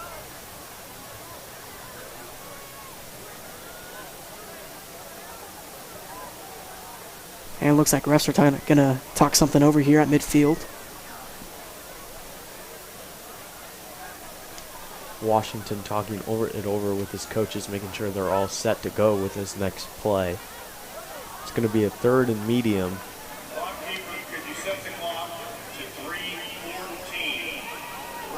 Reset the clock to 3:14. The head ref just said there at the E logo. And this turf was installed coming into the 2020 season, and it looks spectacular. I mean, we don't really talk about the turf much, but that's something that kind of intrigues me a little bit, Hayden. Yeah, it's something I don't think we've talked about all year long, Landon, and this is something that we changed for the better. Coach Connor doesn't look too happy about them resetting the clock, but fortunately it's too late now. We can't do anything about it. 3rd down and 7 on the field, though, for the Plainsmen. Under 3 minutes. See, it says 8:14 on the clock, but they haven't changed yet. That's why I said that. But Coach Connor having a chance to maybe talk this one over. I mean, in the Bixby game, they decided to run the clock the whole second half when the Plainsmen were trailing. Coach Connor told the refs not to do it, but they ended up doing it anyways.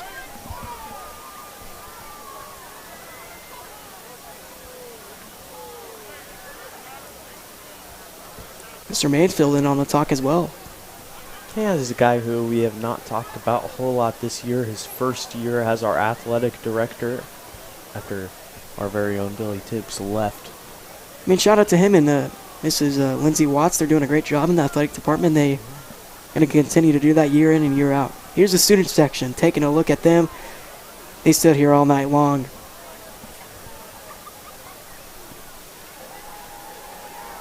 Hayden, I believe there's some activities going on after the game as well. Yeah, fifth quarter with FCA will be here at the Y afterwards, after the game. So be sure to show pride after the game. Something that we have going on, that we do after every home game. FCA also held their FCA meeting this Wednesday. Coach James of our softball team actually gave a testimony. Wow. This is very good. I did see that one on the good old social media, but it's very entertaining. Shout out to you, Coach James. Shout out to you. It was a very good speech. I liked it. One of the better testimonies that we've heard at FCA this year. You know, the season's closing out, Hayden, and folks, if you haven't had a chance to be shout out on the live stream, go ahead. Shoot me a message. I might shout you out. I might shout you out. We'll see. It's a little risky saying shoot us a message and we'll give you a shout out, but, you know, depending on who you are, we might. Sounds a little mean, though, at the same time. A little bit. Now we're onto the field clock at 8:05 and running. Percival back to throw on 3rd down and 7. Deep down the field, doing what he does best, the deep shot. Taken in by Jamison Washington inside the 5. Finally getting home on one of those deep shots with Washington, like set it up on the right side. Washington got wide open, burned that man. He's arguing it was a touchdown, but I think he might have just been short by a yard. I didn't see him get into the blue turf side of things. Clock's still running, but it's 1st down and goal either way for the Plainsmen. Hey, they're going to score a touchdown. Hopefully. Let's see. Knock on wood, folks. Aiden Iverson, the running back. They call him a power back. Let's see if he can live up to his name, and he does. Wide open hole. The blocking was perfect. Shout out to the offensive line. Touchdown Plainsmen from a yard out. AI getting his 2nd touchdown on the year, maybe his 3rd.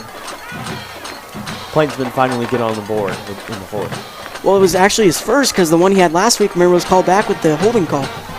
The game of too many flags. Let's call it that from now on. You're absolutely right. There for 3+ hours. But hey, I'm just happy we scored. 6-55. Kevin Vega to kick for the first time in 2 weeks. Last week he was sick and he didn't play for the Plainsmen. Asher Thompson kicks for us last week. Something to note. And we went for 2 almost every time we scored. And that one's no good. He just whiffs it. Here's the flag runners, Cooper McKee and some of the cheer girls, and also some track boys. Hayden, I heard you had a new day on your calendar that happened today. Tell us about that one. Yeah, a little bit. Decided to partake in track this year. I like Coach DeClerc and the environment around. As you see the push-up team going out. Ran with Blake Jensen and Carson Nault today. We ran 6 miles in total today. Quite the painful run, but we got through it. You know, Hayden, usually on the live streams you label yourself as, you know, oh, I couldn't be on the field. Oh, I couldn't do that. But hey, shout out to you. Props to you, man. Kudos to you. I'm proud of you for running. This is your first time playing sports since, what, 8th grade? Yeah, it's been since 8th grade at Chisholm. So there you go. Where I did actually run track and throw discus at that time. Okay, there you go. Hey, good job. I wasn't the worst runner in the world, and I think I've got a lot of room for improvement, and there's the right coach in the right situation, and I think shout out Coach DeClerc. Yeah, in this 2 months in time, he's been able to make my older brother and my younger brother into track stars. Let's see what I can do with him. Well, I talked to him before the game, and I asked him about you. He said, oh, he's got it in his blood, that's for sure. So I was like, well, you know what, you're right. But what are your goals for this season? You know, I just think I want to see an overall improvement in athleticism, and maybe just see if I can maybe get a couple good placements on maybe JV or varsity. He's done a really good job. After our run today, he actually looked at me and said, well, you're changing your schedule for 7th hour to track. Now, he said, you're not leaving me now. If you're able to run from the high school all the way to Oakwood and back, you're never leaving. That's fantastic to hear, Hayden. Norman North dives on the football around the 30-yard line to start once again offensively. They brought their second stringers into the game, and they're going to continue to do that. They run out of the huddle. Quarterback Hayden Hockenberry to lead them out. And this Plainsman defense has a chance. It's the first-string Plainsman defense with some seniors out there as well. Ben Hackle Caleb Romo, who I thought was out with an injury, and a couple of other guys. Let's hope they can get this stop, though, and maybe score another touchdown or two. 7:11 to go in this game. Hockenberry takes a snap, hands off Latrell Williams to the 35, and that's where we're going to throw him down at. 4-yard gain on the play.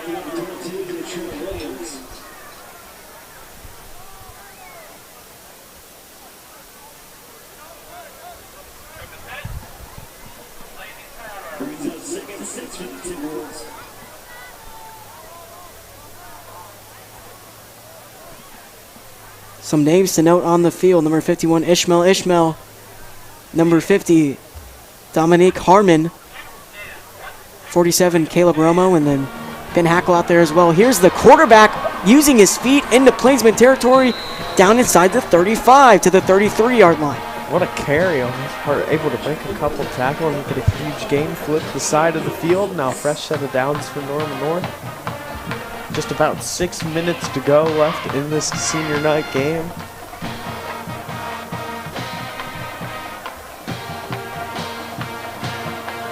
I see Gabe Fleece out there for the Plainsmen too. He's a sophomore playing free safety. Snap handoff.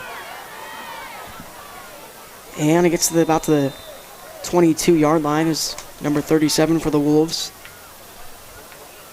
And there's no 37 on a roster, unfortunately, but hey, good carry from him. Hey, sometimes you just don't get the names on the rosters. I did an entire middle school game without a roster. Oh yeah, tell us about that one right there. Oh, that was a little rough, Landon. They showed up 30 minutes late to it, and they gave me a written roster by a elementary kid. You know, it happens. Handoff, they get inside the 15. Not enough for the first down, but it was an 8-yard gain.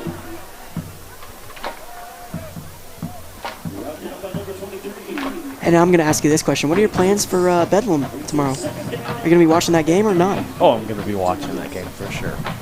How much of a factor is it going to be that the Pokes are playing at home in Stillwater at Boone Pickens? It's almost a non-factor. I've been to that stadium in full capacity, and it sounds like a high school team sometimes, Landon.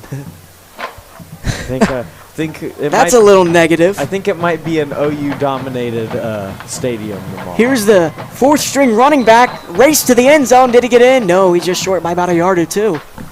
OSU is a very good football team. I mean, I will say, I'm not trying to be completely negative towards them. They're a good football team, and they've really turned it up in the second half of this year. But seeing what their stadium can be at full capacity, and I think it could be a little bit better. I've been to a number of games there, just here in about the past 5 years. The Bedlam games in Stillwater. You and Mike Gundy have a rivalry that goes way back. We do, but that one is not going to be talked about. Here's Norman North, first down and goal from the 2. Snap. Hand off up the gut, touchdown. They add to the scoreboard, 61-6. The score here in the fourth quarter. 4:29 to go in this game.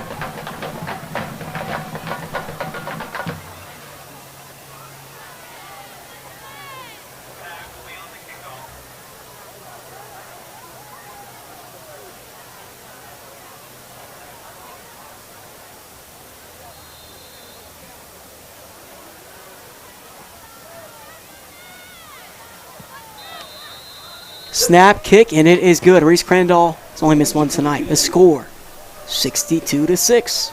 You're watching Plainsmen Football on EPS TV.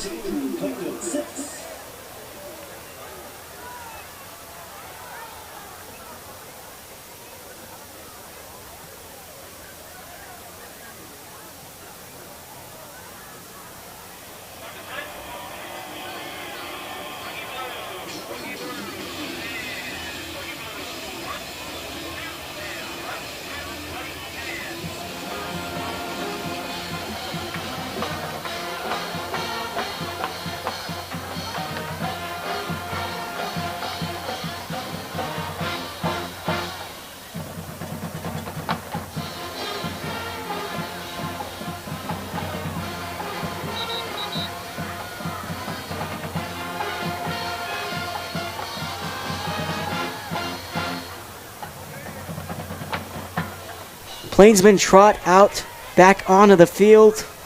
Both special teams units are here.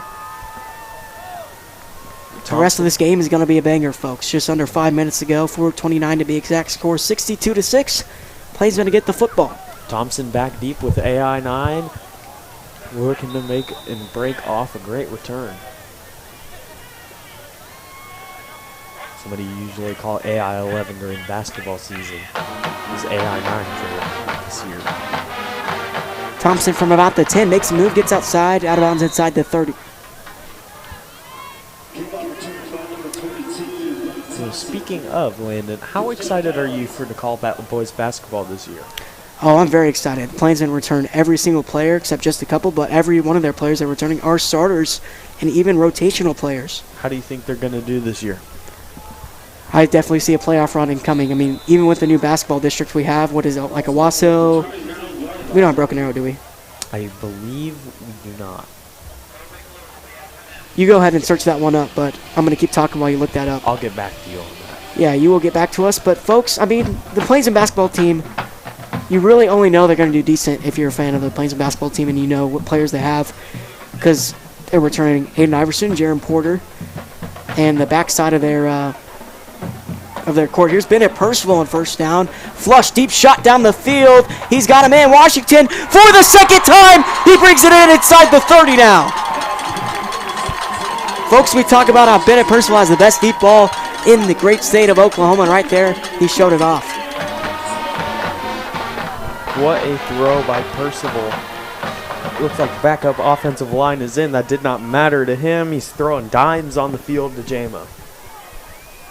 First down and 10 after the huge chunk pass to Jamison Washington. And Percival zips it, and it's incomplete. He's looking for Mason Benton in double coverage on the near sideline inside the 10-yard line. Well, it looks like two opponents right now that we know we're going to play in basketball are Owasso and Charles Page. So Sand Springs is in there. Hold up. I think you're on the wrong... let me pull it up here. But I do not believe we play Broken Arrow this year. Or Bixby. Go to the OSSA website. I think that's where you're going to find it.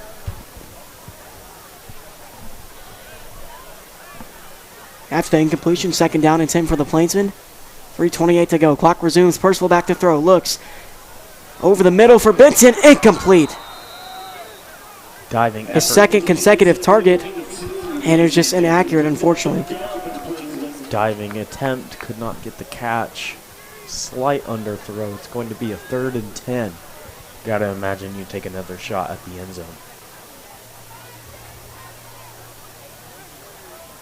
Here we go. I got it pulled up. Found it before I did. Enid is in District 3 alongside Bartlesville, Edmond Memorial, Owasso, Putnam City, Sand Springs, U.S. Grant, and Tulsa Union. 3rd down and 10. Plainsmen have to get past the 22. Incomplete. He's looking for Lane Slater on the out route. 4th down. Now you're definitely in 4-down territory, so in 4 tries on a chance for a first down, but they've been 0 for 3 so far on this drive. Could possibly be their last offensive play of the game. Let's see what Bennett Percival has in store for the O. Sorry, not on this drive, on this set of downs.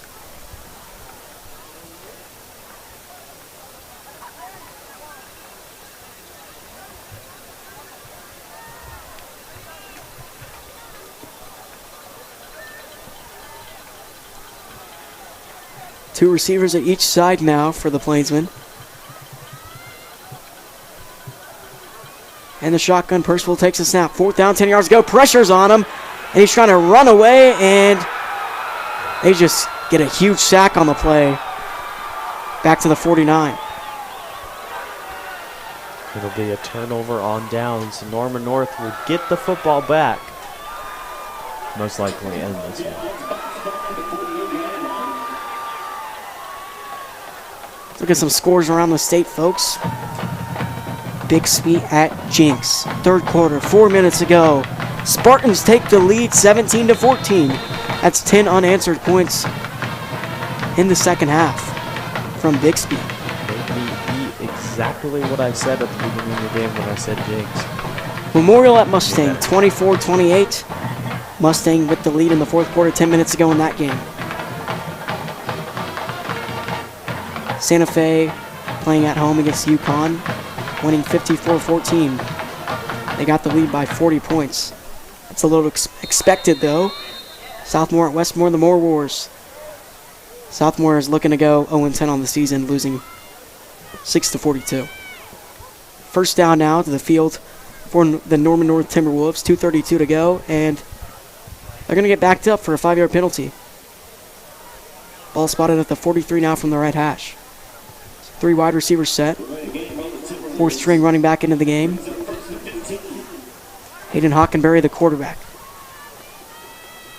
2 to the left, 1 to the right. Takes the snap, quarterback keeper. He made a big chunk play earlier. Looks like he's going to do that again. And he gets past the original line of scrimmage, past midfield into Plainsman territory now. Clock continues to tick. Now 2 minutes left in the game. First down would all but end it. The stop would give the offense another chance to put up 6.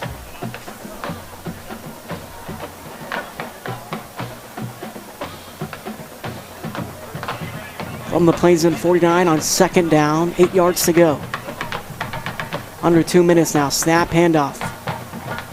Big crease, trying to bounce it outside, and ankle tackle made by Blake Thompson. First down, move the chains for the Timberwolves. 1:42 to go now. Clock continues to roll. Let's take a look at the Plainsman schedule this season. They dropped the first game at Muskogee in week 0, 49-27. They win the next week on the road at Ponca City, 29-27. Week 2, a bye week. And then Edmond North at home, the first home game of the season, 42-27 loss. Here's the handoff on first down. And he gets another first down, but 2 flags fly in the air. One at the 32, one at the 35. This one is probably coming back. After the Edmond North game, at home once again, they lose 45-0 against Jinx on the 22nd of September. At Moore, Israel Gonzalez takes his first start, and here's a call from the ref. That one's going back, folks. As I said, Israel Gonzalez's first start of the season. Went 8 for 28 in that game, threw 4 touchdowns, so for every 2 passes he made, he threw a touchdown. He did. It's a bit of an odd stat, but he threw to 4 different wide receivers. What was it? Carmelo, it was Jameson, Bennett, Zaire. and Zaire, yeah. Yeah, and then heading Fuchsa had 2 big rushing touchdowns that game as well. And then afterwards, heading onto the road against Bigsby at home, losing that one 79-7. Then at Westmore on October 13th, losing 42-20. And then the very next week against Broken Arrow at home, losing 45-24. And then bouncing back in a huge way against Southmore. First down and 15 after the penalty. Handoff to the running back to the 35, still on his feet, bouncing it outside to the 30. Down the sideline, and he's knocked out of bounds inside the 25. First down and 10, move the chains for Norman North. So, as I was saying, they bounced back against Southmore, winning 46-28, and then now Norman North this week, which looks like is about to be over. Unfortunately, our final game at home is we're going to head onto the road for the playoffs. Very excited to see the playoffs unfold, Landon. Well, the final score of this game is probably going to be 62-6, but here they go on first down. They're trying to drive it some more. Clock's still running after he goes out of bounds. 15 seconds to go now and ticking. Let's look at some scores around the state. Bixby at Jinx, 17-14, the same score with 4 minutes to go in the third quarter. And the other important game, Edmond Memorial at Mustang, 28-24, Mustang with the lead. If Mustang wins that, they punch their ticket in the playoffs. Right now, they're number 5 in District 2, and it looks like Edmond North is just going to take the 6th spot if that does happen because they have to win over Edmond Memorial. Let's take a look at the playoff bracket, though, Hayden. So, looking at the playoff bracket heading into the night, in the first round, as we said, Norman, at the moment, number 4 Norman will take on Broken Arrow number 5. The winner of that will go on to play Bixby at home. Number 3 Norman North is at home playing number 6 Edmond North at the moment. The winner of that will go to Owasso and play them for a chance to go to the semifinals. Next we have number 4 Westmore and number 5 Mustang. Westmore at home with a chance to move on and play Union at home. And now finally, as we have set in stone, Edmond Santa Fe, number 3, and number 6 Enid going to play each other next week. Very excited for that one. The winner of that will play runner-up Jinx.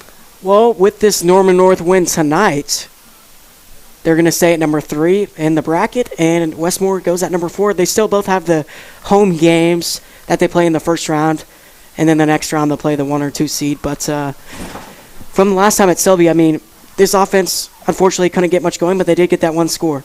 Yeah, they absolutely did. They got a score, but unfortunately their drives went 3 and out, punt, 3 and out, punt, 3 and out, 3 and out, 4th down, punt, turnover, touchdown, punt, turnover.